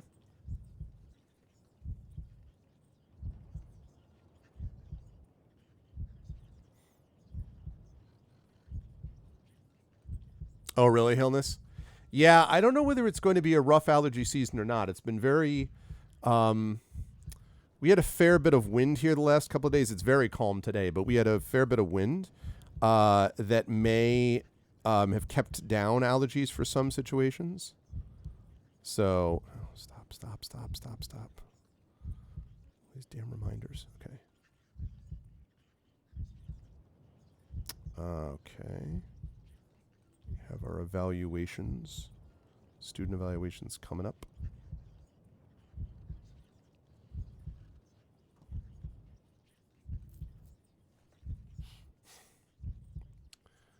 All right. You're having a sneezing fit? Oh, God. Yeah, the wall will appreciate a gentle tap. Looks like you voted against. You turn away from the wall in some frustration, but there is no other way forwards. Surely you cannot simply turn back here so close to your goal. All right. Well, then maybe. All right. You know what, Chet? Listen, maybe that's giving us an alternative that we need. $ vote space 1 is run at the wall. Because if it's asking us that suggests to me that maybe it isn't just like, oh, go somewhere else and find some other item. So maybe we do freaking run through the wall. Damn it. Run.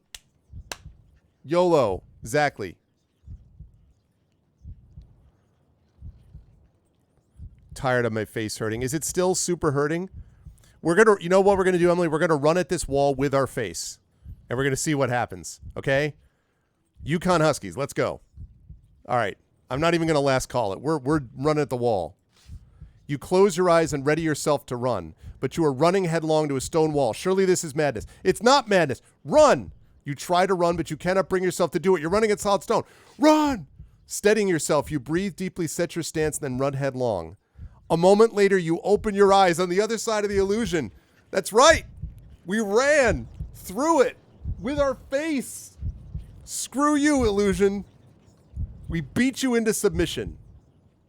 Hell yeah.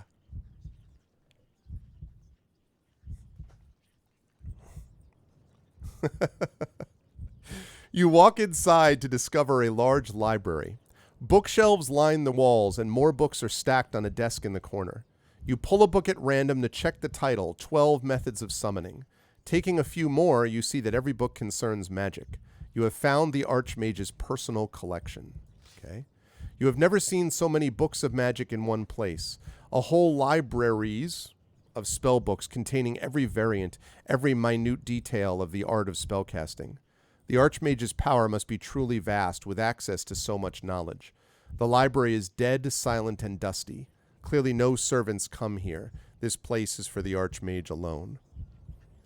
Books, we stop right now. Okay, so now we have to think about this, chat. We do need to sleep here. I shouldn't say here. We do need to sleep in general, because we have not slept yet. I am worried a little bit about the food situation, but we also have not slept, and we're going to get more exhausted under those circumstances. It's true. Illusion, wall, a library, dusty. It's the Forbidden Library. So the question is, I'm just going to open this up as a single thing.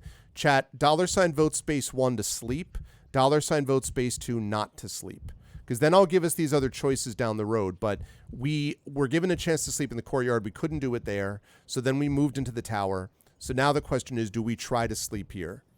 $ vote space 1 means we sleep here. $ vote space 2 means we don't. And it may not let us sleep here, but we should maybe at least try, I think.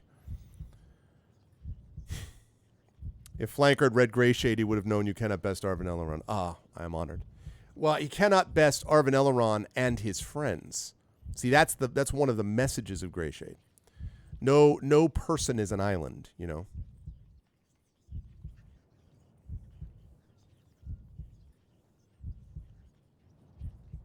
All right, I'm really hoping we can sleep. I'm really hoping that we're allowed to.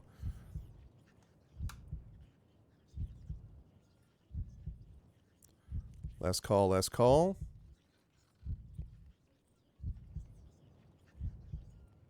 Okay, let's try. It seems odd to sleep so close to your destination, but to meet the Archmage tired and weak would be unwise.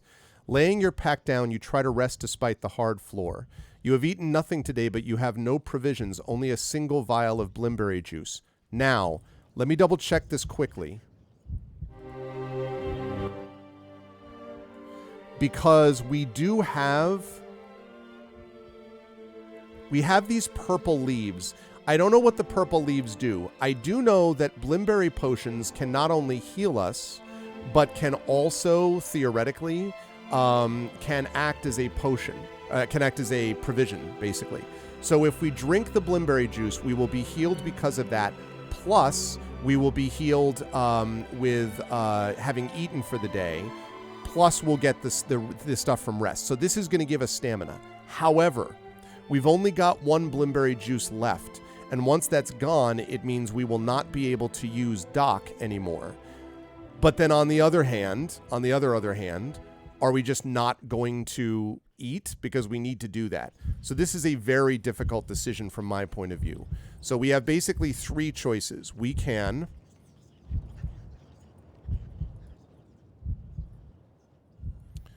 drink a blimberry potion. That's our last. So you gotta weigh the options out, chat. Try eating the purple leaves, or close our eyes. And if we drink a blimberry potion, that will give us provision, it will heal us a little bit, and it will mean that we'll get healing from rest. So all that would be good. But we will have used up our blimberry potion. If we try eating the purple leaves, that might work as a provision. We have no idea if that's healing or not. And that would be a possibility, and maybe that saves us from from using our blimberry. Or we can just close our eyes, which means we're definitely going to lose a point of stamina or two because we haven't eaten yet. So maybe the purple leaves actually work. Doc heals disease, and it counteracts hot. I'm less worried about the disease part, and I'm more worried about the fact that it counteracts hot. And a lot of the stuff in this in this book, has been about counteracting spells. So that's the only thing. Yeah, there's no way to save Scum, though, Geester. You can't. This is the problem. You can't really save this game. We set it up now so that basically if we die, it's allegedly permanent. So that's the problem. So, but we keep doing the end process. The eating the purple leaves, maybe that works for us. Certainly the mushrooms, the fungi stuff that we ate worked for us. That turned out to be a provision. And we've been given the choice on the purple leaves multiple times to eat. So maybe we give that a shot and we hold on to our blimberry potion. Or maybe it poisons us horrifically. I don't know.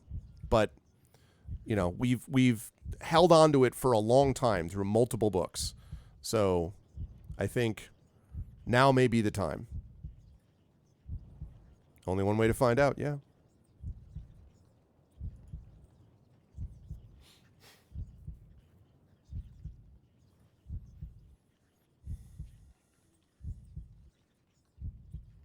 And as far as whether this is the end yet, I don't know, because my impression is that there's a lot more to this book.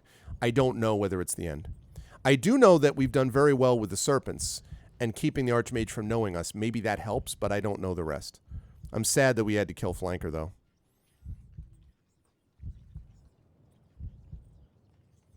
All right, going once. Going twice. Here we go. Purple leaves. Let's hope they're not poinsettias. Or no, what's the Christmas plant that's really bad for animals, for dogs and cats, that people get around Christmas time because it has these like red leaves, but it's poisonous to animals? What's the name of that? It turned out to be a powerful laxative. Oh no. What's the name of that plant? It is a poinsettia. Okay. All right. You take a deep breath and pull out the purple leaves you took from the herbalist hut. They are certainly thick and juicy and may be sustaining if they do not poison you first. You take a deep breath and eat the leaf whole. It's hardly pleasant, but it manages to fill you up a little. If there are any ill effects, you do not notice them immediately. Okay. Then you close your eyes and let your tiredness overtake you. Okay, we did it. So was a provision, and it did heal us a little bit. Woo! The long night is kept busy with vivid dreams. Jibs are bouncing past you, appearing from all sides, their maniac eyes all but popping from their heads. There are maniacs. You walk round and around in coiling pathways, following staircases that lift up and down between the shifting, moving levels of a clockwork tower.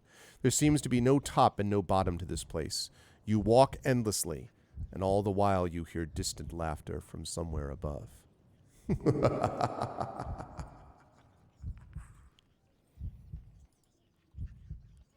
The Library of the Archmage.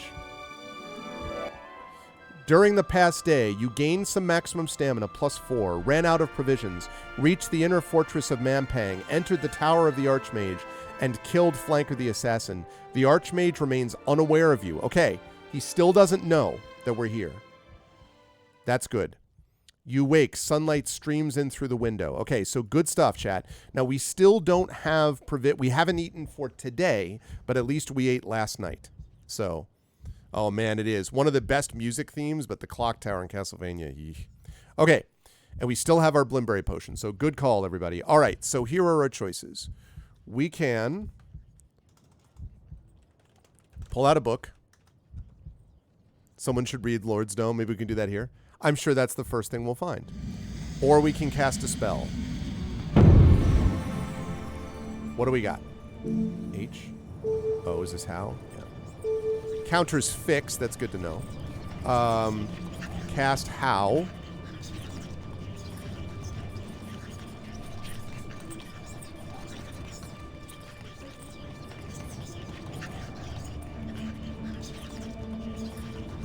Find the book with the conjure food and drink spell. That's a good call, actually.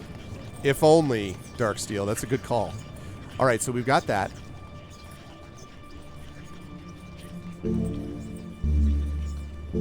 We could see the future. We do have a crystal ball. That wouldn't cost us anything to do that. We could do that.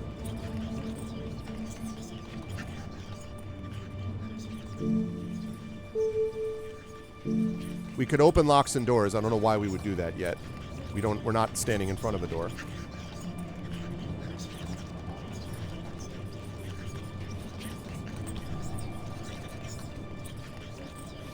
No, it does not consume. No, it does not consume the crystal ball. You just have to have one.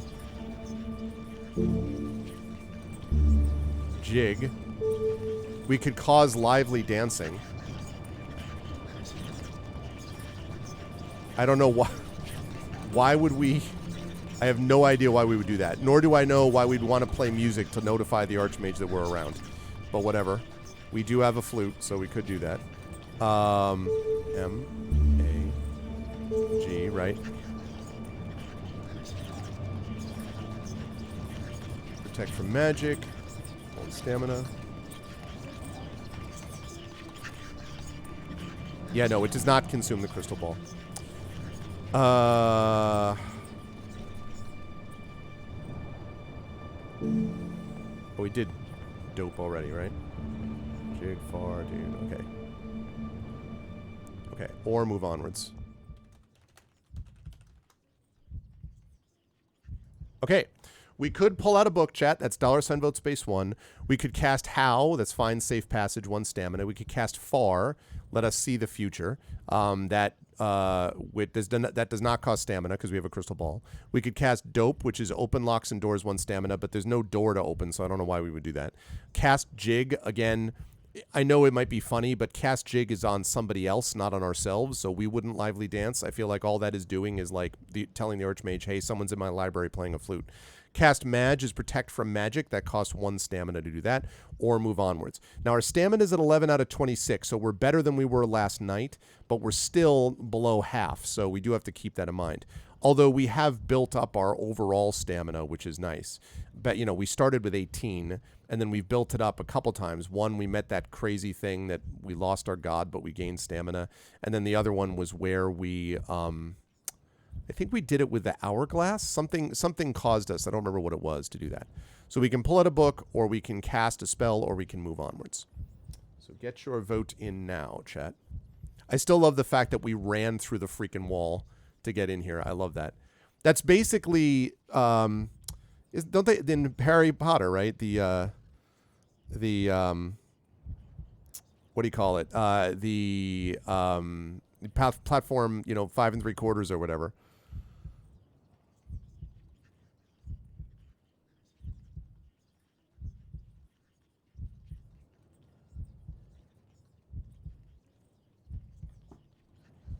Sorry, 9 3/4. My bad. I should know that. I teach that book. You already voted to pull out a book? I was going to say you could change vote, but you're like, no, I just want to pull out a book. All right, last call, last call.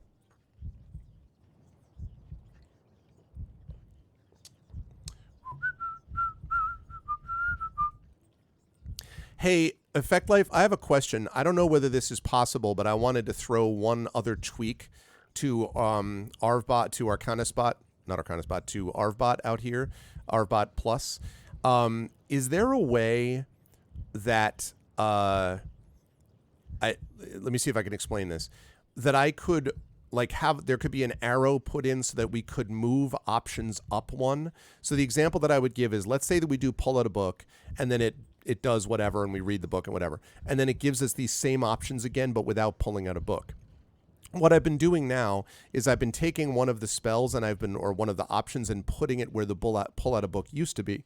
That's what I'm doing now. But if I have a series of things to keep it in order with what's listed on the screen, if I were able to either A, move all the options up one, so I delete option 1 and then I move all the options 1 to the next line, if you follow what I mean. So 2 would become 1, 3 would become 2, etc., etc. Or even if I could manually doing it. Yes, exactly. Like the dragging of skills, exactly.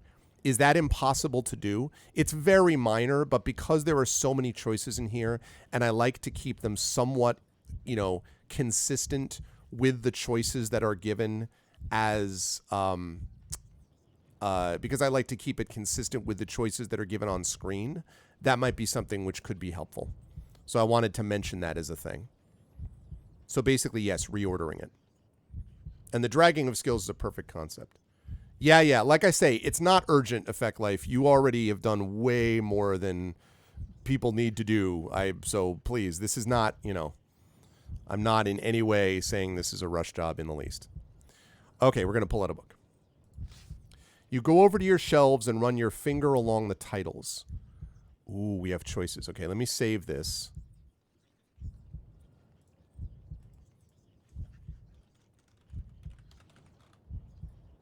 Okay, so we have, that save function is so useful, by the way. Okay, so do you want to read The Perception of Perception? That's an academic book, so it says stuff like, perception is neither perceivable nor unperceivable.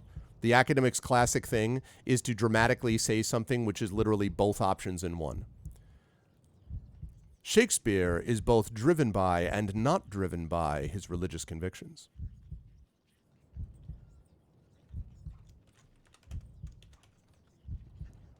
Repeat.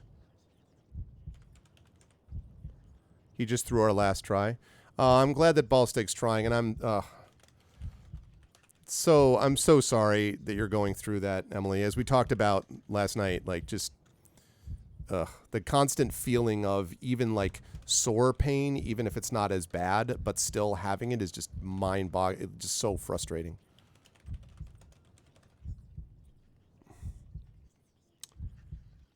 The numbers stay the same.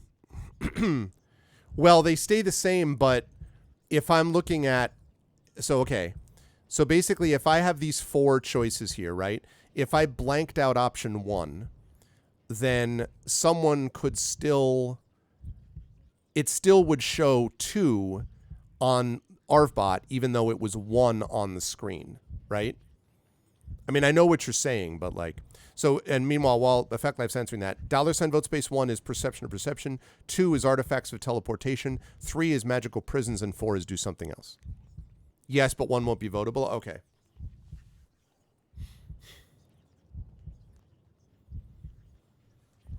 Yep, I get it, Emily. It will actively reject the vote. Okay, that's good to know. That's actually, that's useful information to know.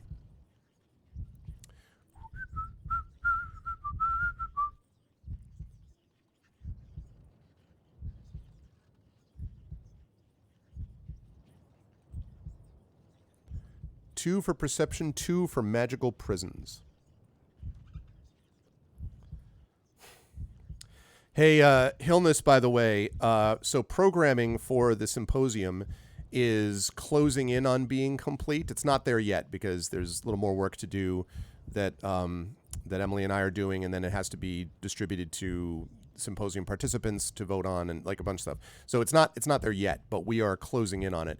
And let me just recommend that there is going to be stuff for a lot of people. I know that you always come to the D&D event, but let me recommend, folks, that if you have not been to the Writer Symposium at Gen Con, if you've always been like, I'm going to go to Gen Con and check out the Writer Symposium, we are going to have some badass panels.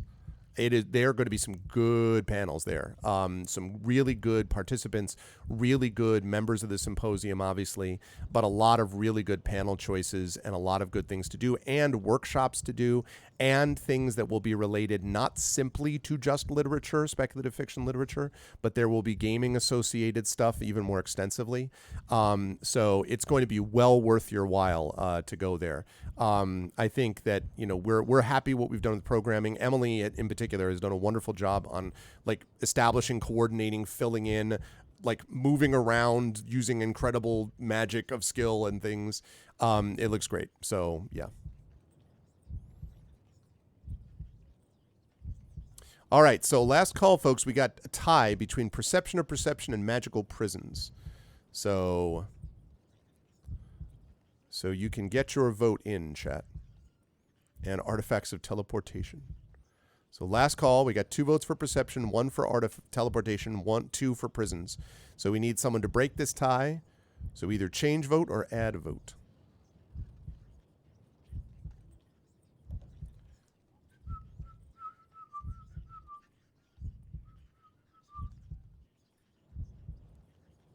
I got a thing from Newegg, just sort of like, oh, hot, big deals going on right now. There's apparently there is a laptop called an Acer Predator. Acer Predator? I don't know. There's a certain point where I'm just like, my laptop is a predator? What? Oh, Magical Prisons. Okay. Going once, going twice. Okay, Magical Prisons. Using your noodle, chat. You open the book. The first few pages are dry, narrated in a low, soft voice. Eventually, the voice stops reading. Who are you? It demands. You're not the Archmage. Ooh.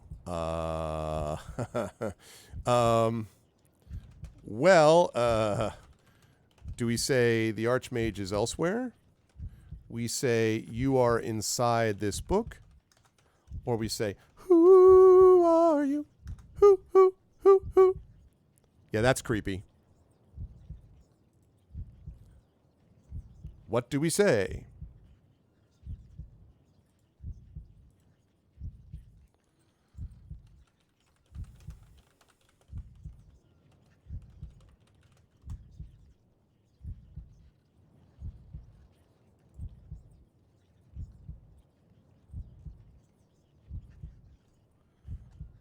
Maybe we find out who he is. Maybe this is a prisoner.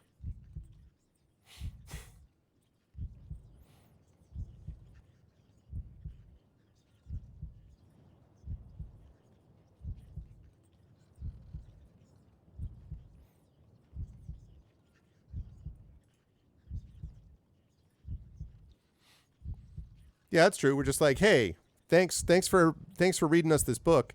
Who are you? And it's like, my name is Alexa. You're just like, God damn it. My name is Siri. I'm getting blinds put into my office here because it gets too warm in the summer otherwise, unless I turn on my air conditioner, which we're not quite at air conditioning level yet here. We wouldn't be quite yet. But I really want these blinds in here. But the good news is that it's good for solar, because right now solar is actually, solar is kicking butt and taking names right now. We are exporting to the power grid. The power has been used. We're like, take our power, take it and love it. Consume our power. Indeed, you are powerful. If it's a prisoner, is his name number 6. Such a good show, The Prisoner. Oh, man. Number 6. With that bubble thing. But would you call it an Acer Predator effect life?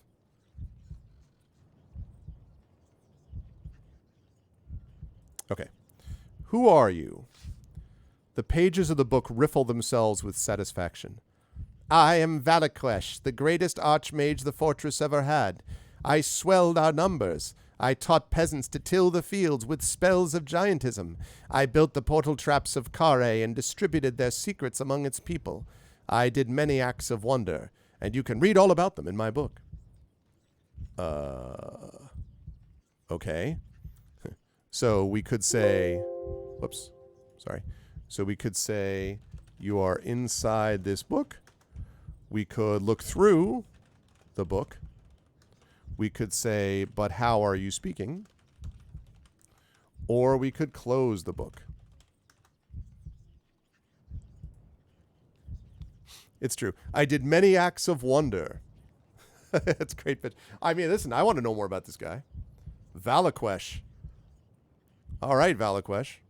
First of all, I kind of didn't know that there was more than one archmage. I think I forgot that.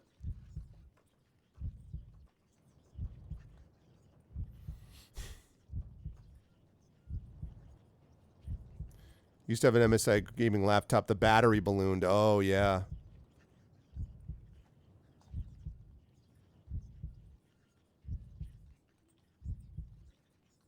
See, I've been very lucky because I've had my ThinkPad, the Lenovo ThinkPads that we get issued every 3 years, basically, from the university because they have a big deal with Lenovo. And so I've been using those. And that's what's made it possible for me to reduce. Once ArvBox required me to carry around like a little mini suitcase, with like this little portable PC. And now what we're down to is ArvBox now consists basically of my laptop plus an extra monitor, portable monitor, plus the Steam Deck now. And the last thing is just a couple of odds and ends like a webcam and like a mouse and just cables, and that's it. That's what it's been reduced to. So it's almost down, and I wanted to make it most like incredibly portable, but still be very effective on the road. And I've been able to do that, but now I have almost none of anything that I have to carry. I've been able to reduce the bag of stuff I have to bring even more. I was using my graphics dock, and now the graphics dock isn't even recognized by the computer. And I was just like, all right, well, and that's when I did the Steam Deck. So you should tell Xavier to get right. That's what I should say. Yeah, tell Xavier. Listen, Xavier. I'm very pleased with the Steam Deck, I have to say. I'm looking forward to it. I got it specifically for those portable reasons, and I have tested it already, but I'm looking forward to doing that more when I'm on the road. I'm going to be away, some during the summer, and it'll be useful for that. But even within it, I've actually found, I've had no time because I've been, either grading or writing, but on a few occasions that I have been able to, and I'm looking forward to doing more of that as I get past some of the next grading stages and, during the summer, I'm either going to be writing or hanging with family doing channel stuff, or, not counting like convention time, or I'm going to be able to, actually catch up a little bit on reading and playing. And I do like the Steam Deck for that, I have to say. Like being able to play certain games on it has been pretty cool. So, and as I say, it's going to be really useful for the portability, which is why I got it. So I don't know whether to be pleased that he calmed down or to be offended that he decided to clean, that sort of thing. You better get right. He's like, you're right. I should clean my butt. But how are you speaking? There is no speech, the book replies quite clearly and in a Southern Backlands accent. This conversation is purely a construction of my essence. My life has been distilled so perfectly into this book that even to glance across the pages within is to begin to gain an understanding of me. Well, damn. So this is what I'm talking about here. Now, again, this is very minor Effect Life, but here's a situation where I'm going to close the book, and I'm going to replace but how are you speaking. It's just an extra step. But this way I keep it consistent with what's visible on the screen. And it becomes more of an issue when you have multiple options and then you have to move around several of them. That was why I was thinking about it that way. Okay, so here we go. $ vote space 1 is you're inside the book. 2 is look through the book. 3 is close the book.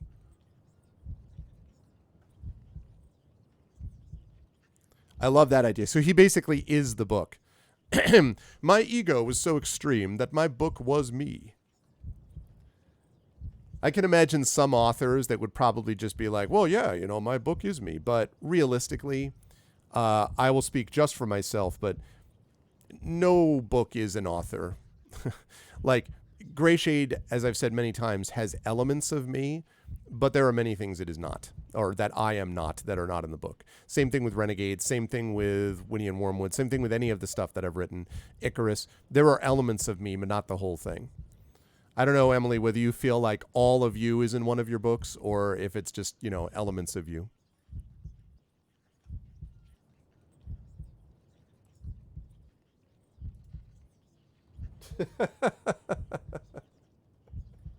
I like that you put it under a spoiler tag.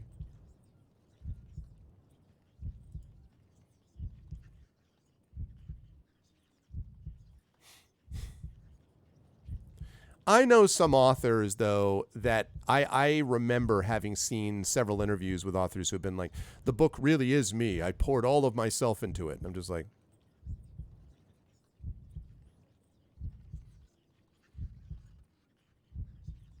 I saw that, Rory. Okay, so go ahead and get your votes in chat. Last call. We have two for look through the book right now. I saw that. The reason that I went with Steam Deck, though, is number one, I already had a fairly substantial Steam library because I've, existed on the planet and play computer games, so Steam had stuff out. Number two, I'm able to import my GOG library to it, so I can do that. And number three, cost. Like, I'm able to get what I need for this and basically make it as something which will be useful for portability reasons.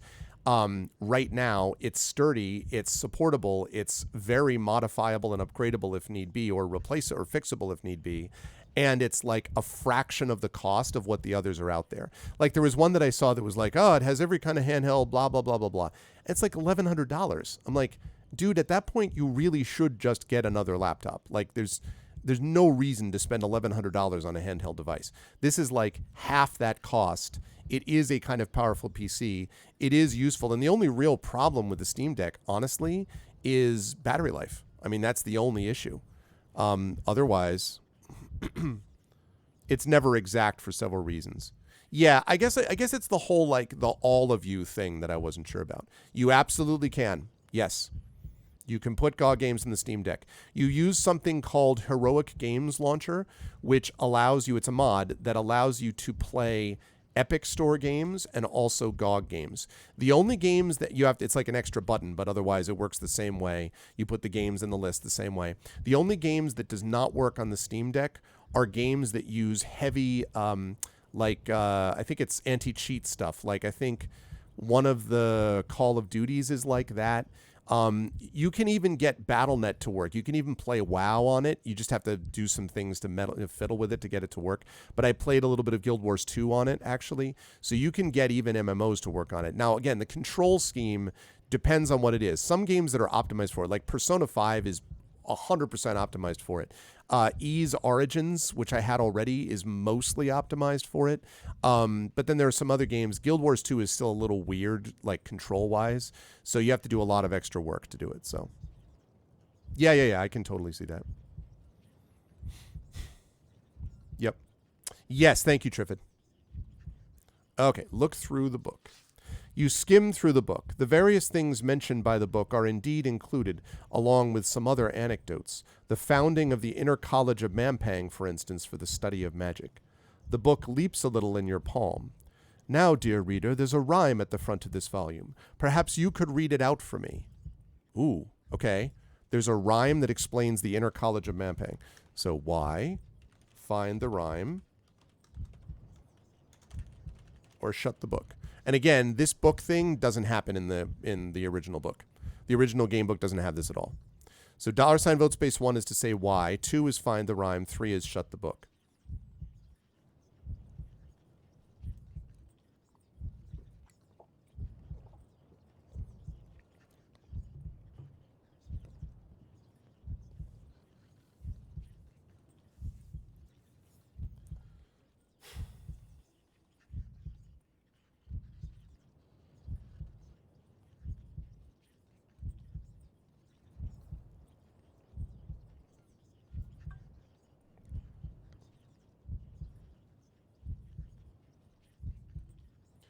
Okay, last call.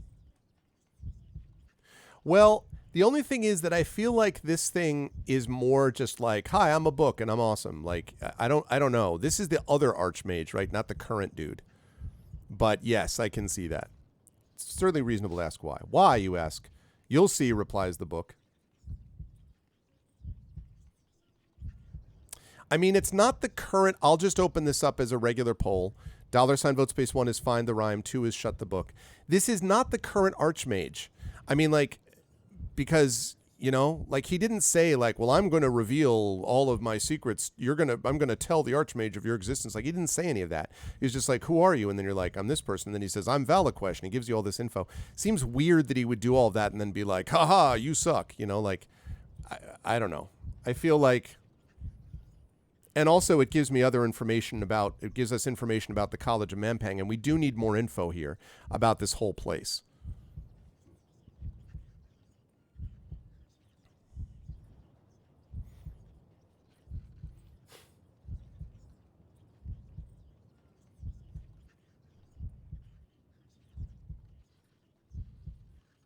Risk it for the biscuit. I think what we should do is run directly into the book. We should put it on the ground. Our answer to everything now should be just to run full speed into the book, into everything. Like we see the archmage, he's like, I'm the greatest. We're like, Analander, more like Runalander. Am I right? Okay, definitely give it. Someone will put this in for you, Hilness. What's your recommendation for the game of the month? For Chat Chosen Game of the Month, what is it? Oh, the Murder of Sonic the Hedgehog. Right, that's the one that's the fun April Fool's one that was like kind of Ace Attorney-ish. Okay, Murder of the yeah, made as an April Fool's joke. That could be good. Listen, we already did Colonel Sanders, right? So somebody please remember for me. Murder of Sonic the Hedgehog. I hope that it will be drugs, Emily. True, Triffid, true.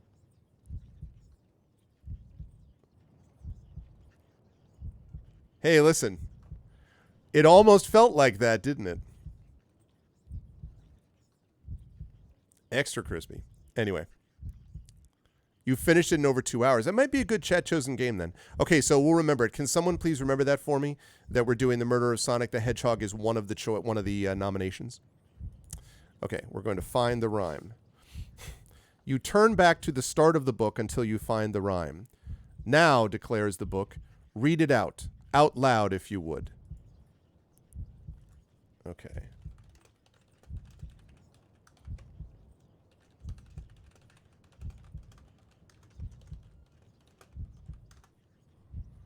Okay. Do we look over the, thank you, Triffid. Do we look over the rhyme? Do we read the rhyme out loud or do we shut the book?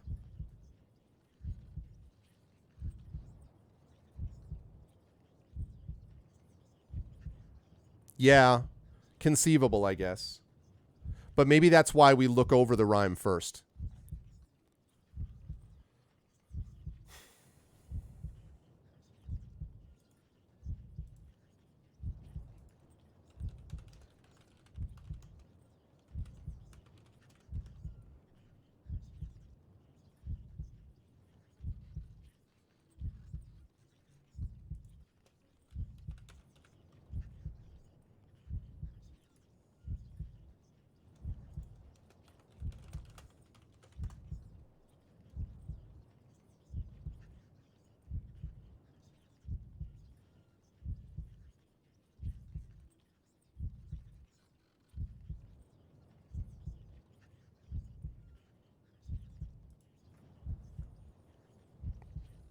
It's good drugs. Yay! Thank goodness. Oh, I'm really glad, Emily.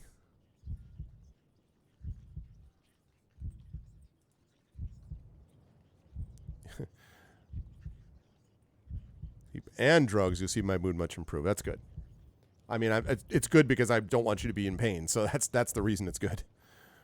All right, going once. Going twice. All right, let's look over this rhyme. The words of the rhyme are simple enough. Slaves from iron bonds will in time break, and ghosts from graves have risen.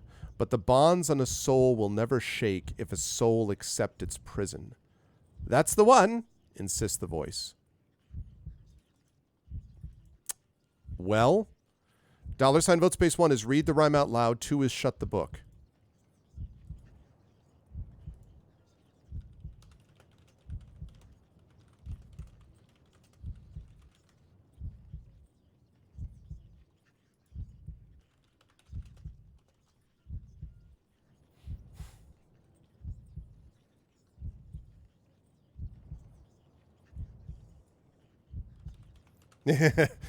Everyone's like, ah, ah.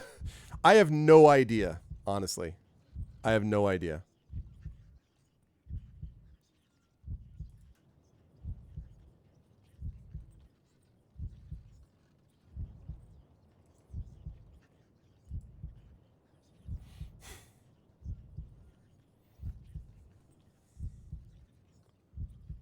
Oh, well, YOLO.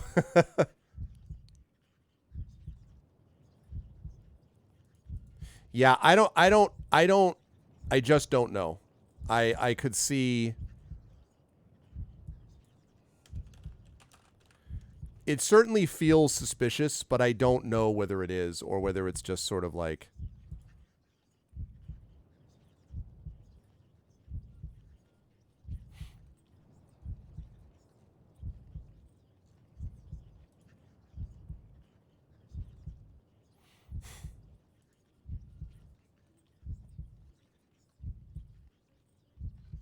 yep, like it could trade places. Yeah. It worries me greatly.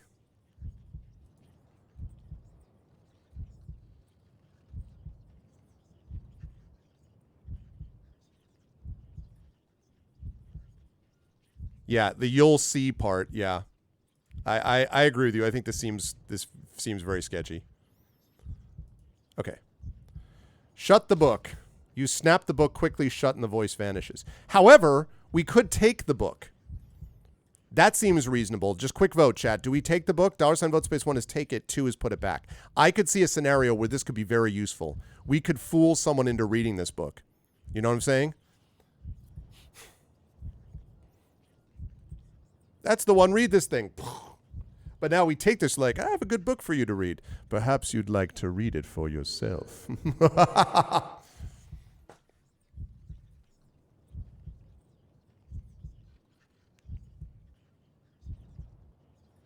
All right, last call.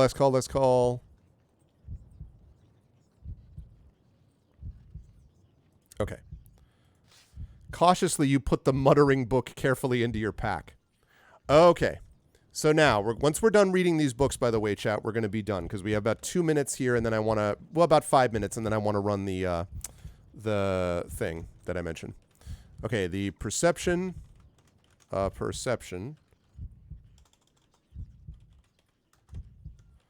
Read artifacts of teleportation.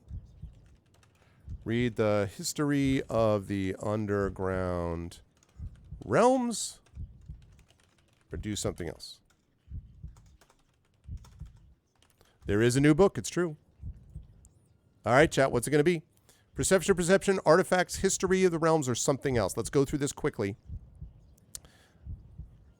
This book sounds bougie, though. The perception of perception.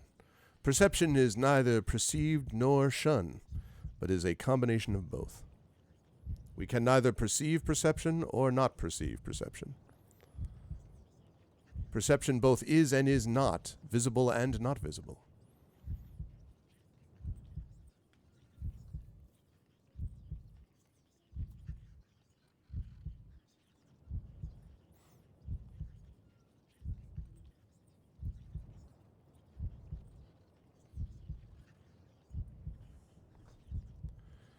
Okay, last call. Let's get these votes in quick. Perception, artifacts of teleportation, underground realms, history, or something else. Or do something else.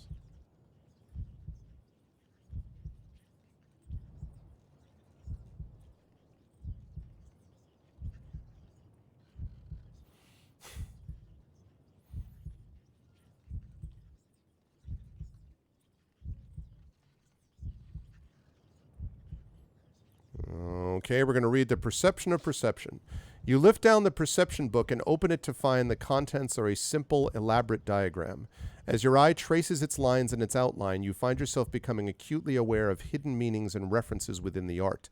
It is as though the book is teaching how you, that would be teaching you how, to see what is hidden. Okay? All right, chat. $ vote space 1 means we keep reading. 2 means we put the book back. Keep reading or put the book back. What say you? $ vote 1 is read. $ vote 2 is put the book back. Let's get these votes in quick.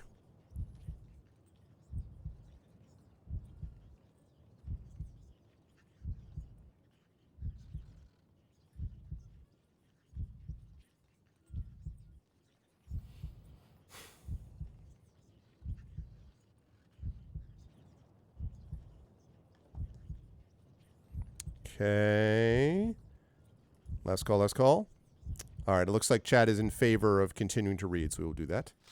You continue to follow the diagram and become acutely aware of your own heartbeat. Okay. $ vote 1, keep reading. 2, put the book back. 1, read. 2, put the book back. Go ahead and get your vote in. $ vote space 1, keep reading. 2 is put the book back.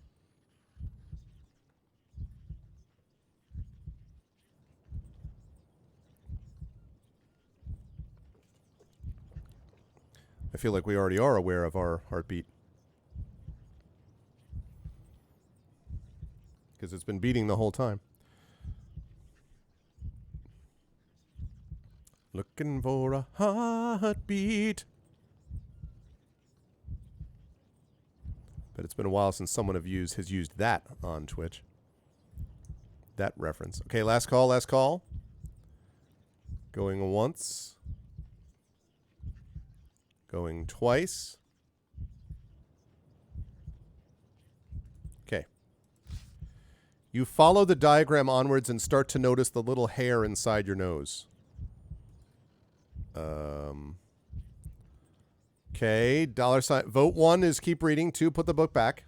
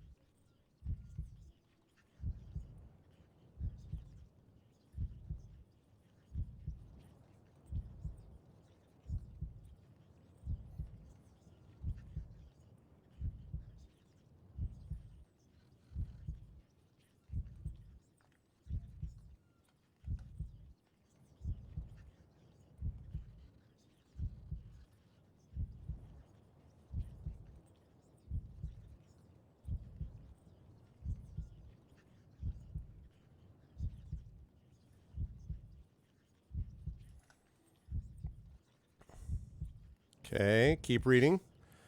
You continue to trace out the lines in the image and begin to hear faint creaks from the stones of the tower leaning in the wind. Okay. If we start to notice food moving through our bowels, Boro took a small scissor. All right, chat. $ vote space 1. Do we keep reading or put the book back?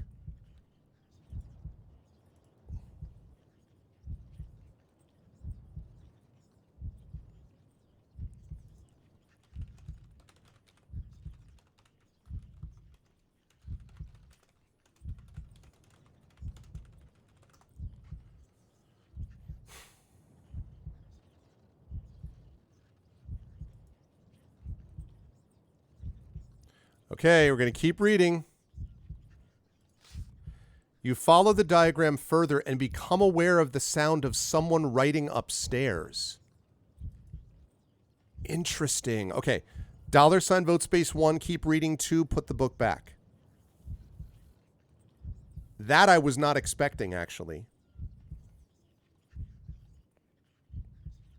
I'm feeling very, very good, chat, that we read the book about the prisons, but didn't actually take it. Didn't get, like, took it with us, but didn't fall under the influence.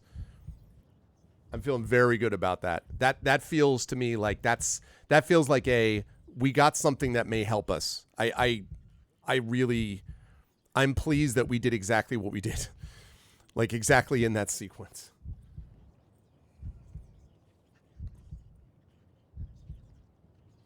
Yeah, maybe.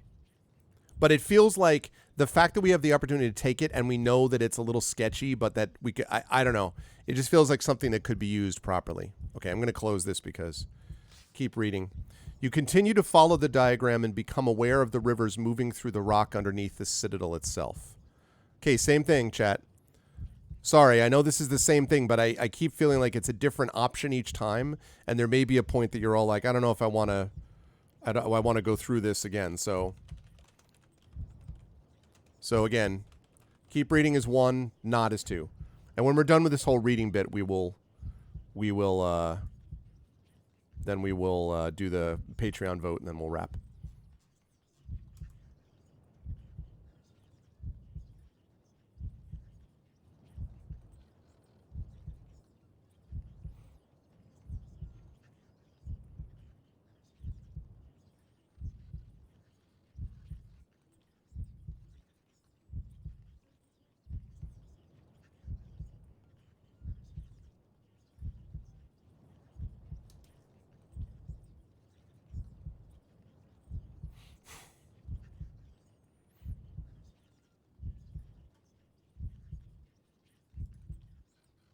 Okay. You follow the diagram onwards and are starting to feel quite dizzy. You know what, chat? Listen, let's keep reading this book. I'm going to open this up again. Let's keep reading this book. We did the thing. We ran through the door, right? We're gathering information. We've already heard someone writing upstairs. That tells me that there's something. I think we should keep reading, actually, because I think this is one of those moments where you're like, wait, we've gone too far.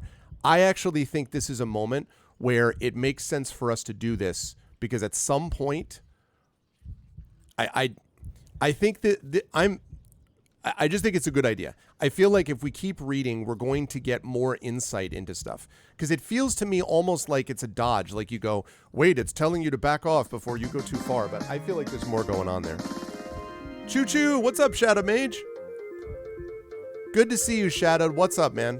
Thank you so much for the 200 cheer. I appreciate it. Hey, Shadow. Welcome. All right, last call. Okay. You continue to trace out the lines in the image and are growing close to collapse. I'm just going to keep reading. You follow the diagram further and cannot keep your eyes straight anymore. When you look up from the book, you are startled to see you were looking at another door across the room, which you had not seen before. See, this is what I'm talking about. We saw a secret door. Let's go. That's the second time something cool has happened in this library that I thought might happen and did. I'm super excited about that. Good work, chat. We got a secret door. Okay. Now, last thing. We're going to finish up this reading stuff.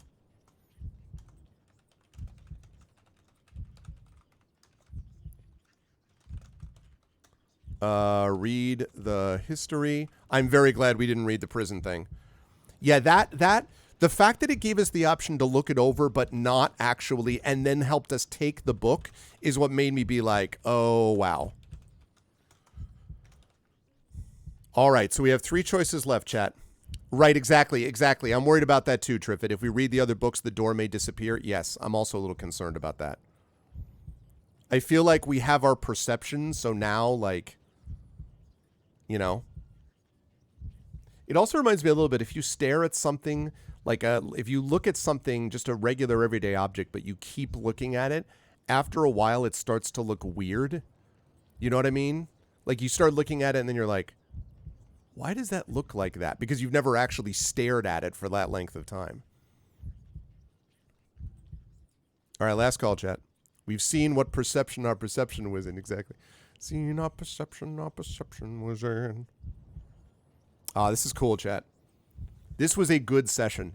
This has been a good session. I was worried about our stamina situation. I feel bad that we had to kill Flanker, but I feel good about what just happened in the library. The last 15 minutes have been very good, I feel like.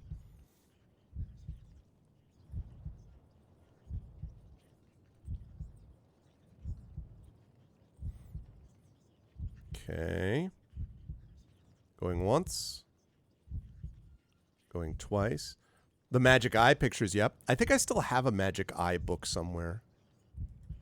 Okay. Time to move on. You have browsed enough books. There will be time to read later. You exit the library to the steps beyond. You have found a new clue. Okay, we're not going to do this now, but I do want to see what the clue is. The Inner College of Mampang... Wait a second. Sorry. The Inner College of Mampang is overrun by wild magic. I wonder if the Inner College is the place outside the towers. If that's basically the college. So, like... I think I could be able to... Can I zoom out of this? I guess I can't. But, like, the outside of here, like the general map of Mampang, all those towers we went through with, like, the cannibal stuff and all the... That was all... So... I mean, it may suggest that that is a college, because we thought there was some weird stuff going on with those towers, and maybe that means that was a college. I don't know. Regardless, though, what I do know is that this was an awesome session today. This actually worked really, really well. So, we, chat, are going to save and quit. Good stuff. Very happy with that.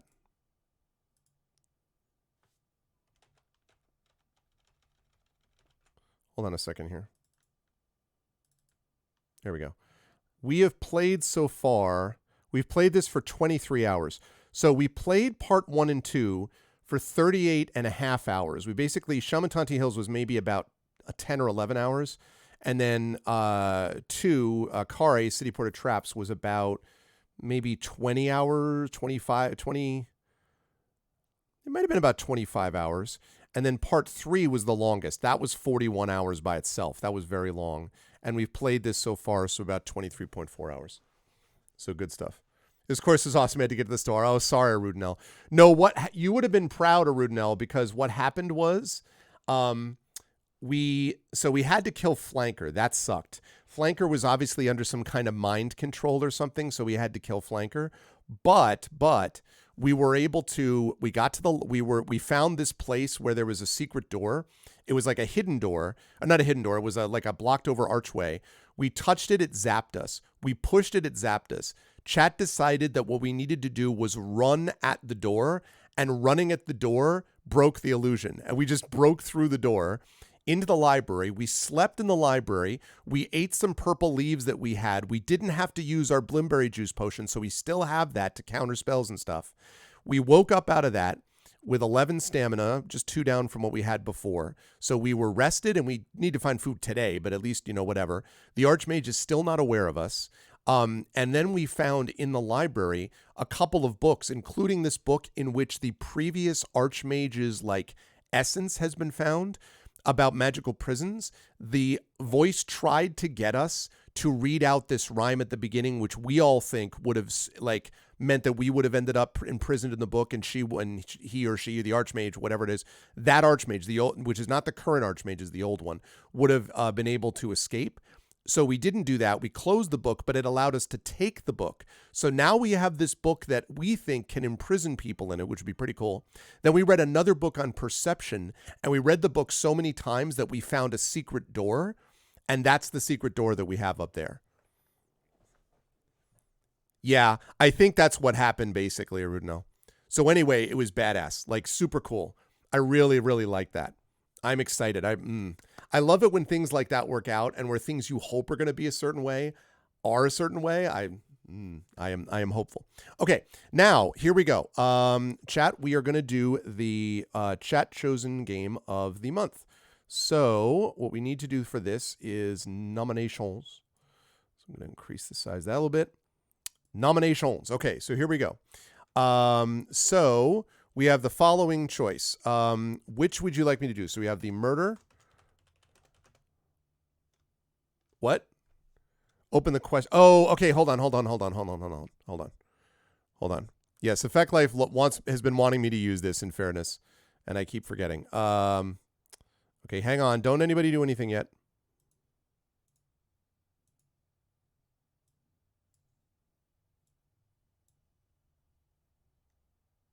Okay, let me pop that up.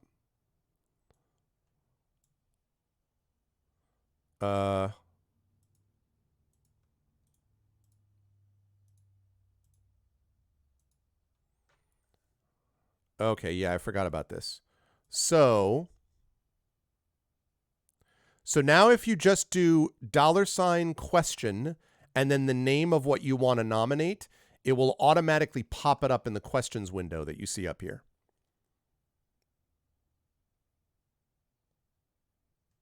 Yes.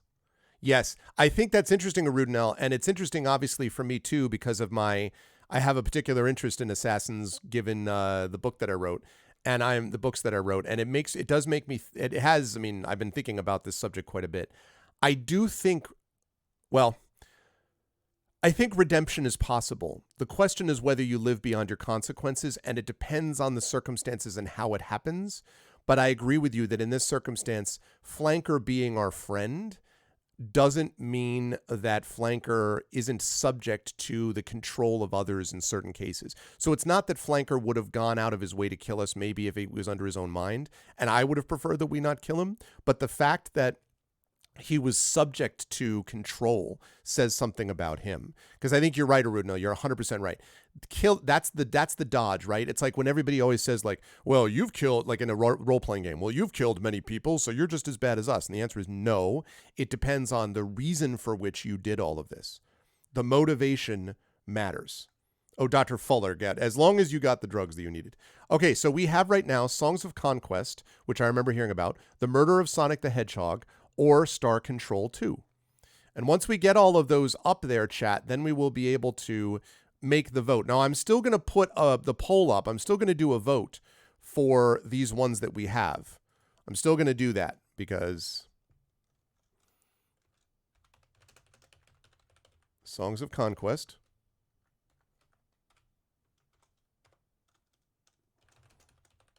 So yeah, that's very well said, Bruno. Sounds very much like the wisdom which a certain character in the Greyshade books and the Grey Assassin trilogy would use. Heroes of Might and Magic, Triffid.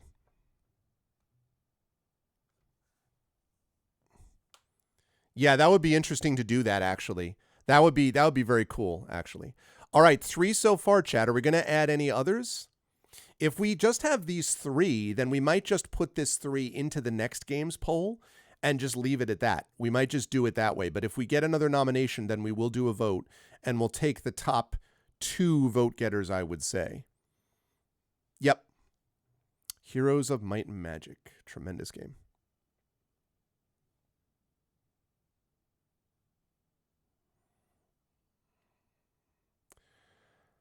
All right, so we are going to last call this here, chat. 3 good choices. I think all of these are excellent choices. Songs of Conquest, Murder of Sonic the Hedgehog, Star Control 2, all good choices. So, last call here, going once.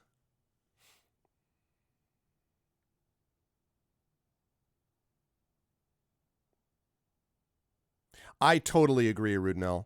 I completely agree. I feel like what Effect Life did was build on what Netawin originally did, that was really awesome in terms of like what was presented, but is just like added out features and like enhanced features. And obviously some of this stuff, there's some things that you have to kind of manually adjust, but those could eventually be added in as just like, you know, single click items. I completely agree.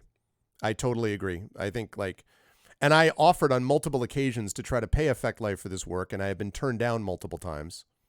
So it is. It's actually, you know, HOM 2 is really is my like even more than HOM 3, but I will fully admit that that's because of nostalgia, because I played lots of HOM 2 with my wife when we first started dating. Basically, I would say like our first couple of years that we were dating, we played a lot of Hom 2, so a lot of it has to do with nostalgia. But they're both great games. I love the Heroes of Might and Magic games. I even liked 4. Once you get up into 5, I found 5 was okay, but not amazing. And then 6, they just don't have the charm like after that.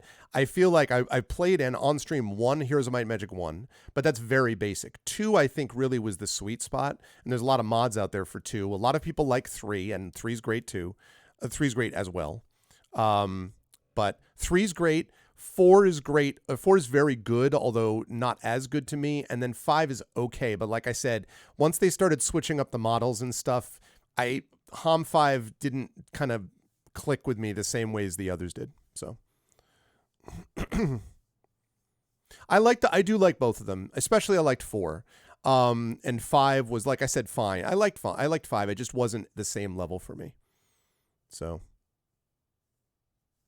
yeah. All right, chat. There you go. Well, that's what we're going to do. Triffid, if you wouldn't mind, because I think you were already doing it, but if not, someone else. Those are your games. If we could add this to the next game command. Songs of Conquest, The Murder of Sonic the Hedgehog, or Star Control 2. 3 excellent games, chat. Let me give a shout out to chat, by the way. Well, I always give shout out to you folks because you're amazing.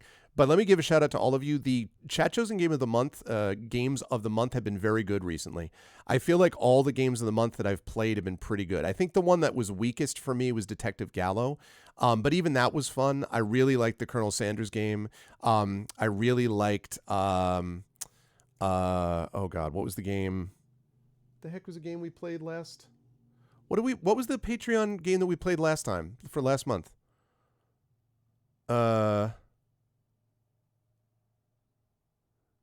Does anyone remember? What was the Patreon game that we played last month? Why am I not remembering that? The Cats. Yes. The Cats one was great too. I love the freaking building full of cats and the castle full of cats. That was great. I feel like those have all been really good. We've been able to do them in the time, so we've been able to actually finish them. Yeah, I really like that. Cat. And we were able to play both of them. We were able to play Castle Full of Cats also. We didn't play the DLC. But no, I really like those. So good work, chat, on these. So these are all excellent. Yeah, I was really impressed. You know what it reminded me of in terms of a game that's perfectly paced and that I felt was just delightful? The game that I really liked that was like that was Untitled Goose Game. Perfectly paced, does not overstay its welcome, was funny, was fun, and at the end of it all, you end up actually in a situation, whoa.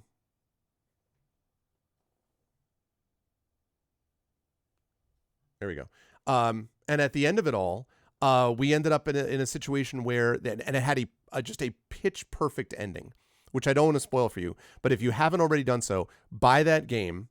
Highest recommendation. Buy the game, play it. It's like 5 hours maybe.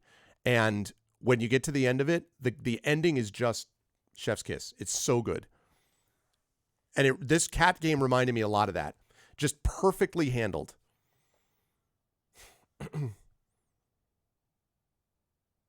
Yeah. No, I was very confused. I was like, why is my...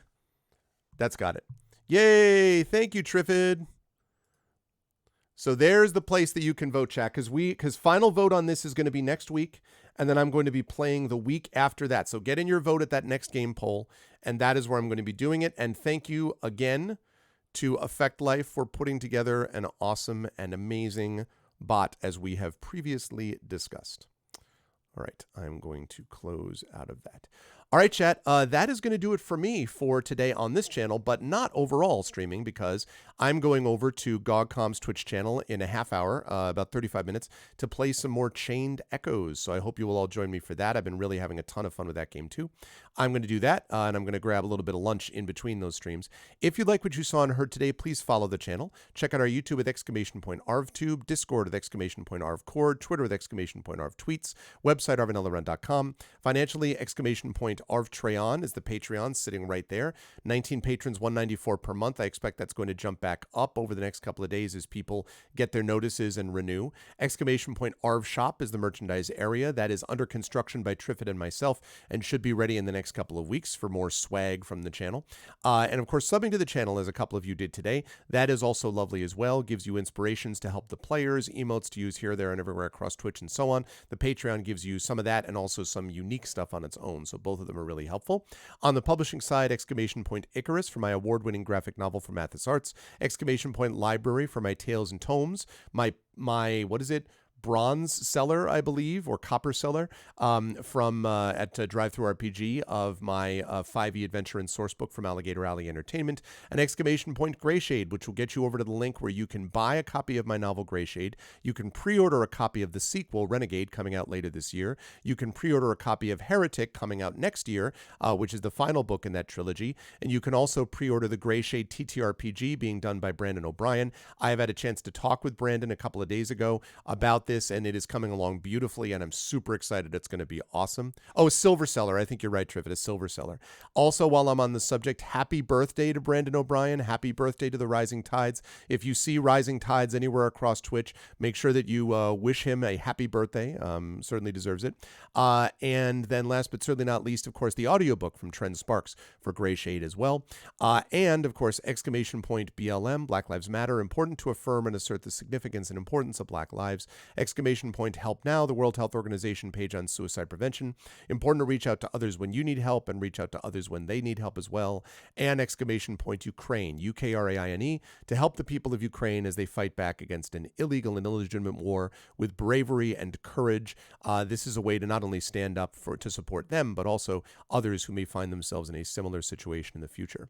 And last, as I've been talking about a lot, and I'm going to keep talking about, the Klein, Klein, Klein, will get you over to a place where you can buy tickets for this event. This is May 25th, 2023 at 6 p.m. Eastern, 2 months from now, a little less than 2 months from now, which is going to be focusing on, it is the kickoff event for ArvCon 2023 to benefit the Damon Runyon Cancer Research Foundation. It is a live D&D event at the Klein Memorial Auditorium in Bridgeport, Connecticut. It'll be in front of a live audience there. I will have CSE Cooney, Carlos Hernandez, Robert Austin James, otherwise known as Darkside Rob, and Zach Clay, along with a high school student playing My Night at the Forbidden Library in front of a live audience. You can get tickets for that live in person, $5, or the live stream, $5. So either way you can do that. That's Thursday at 6 p.m. Eastern. But please get those tickets. And if you are willing and able to distribute flyers like this one, dragon at the center of the QR code, or like this one, please let me know. I'm happy to send these to you in both digital form and or physical form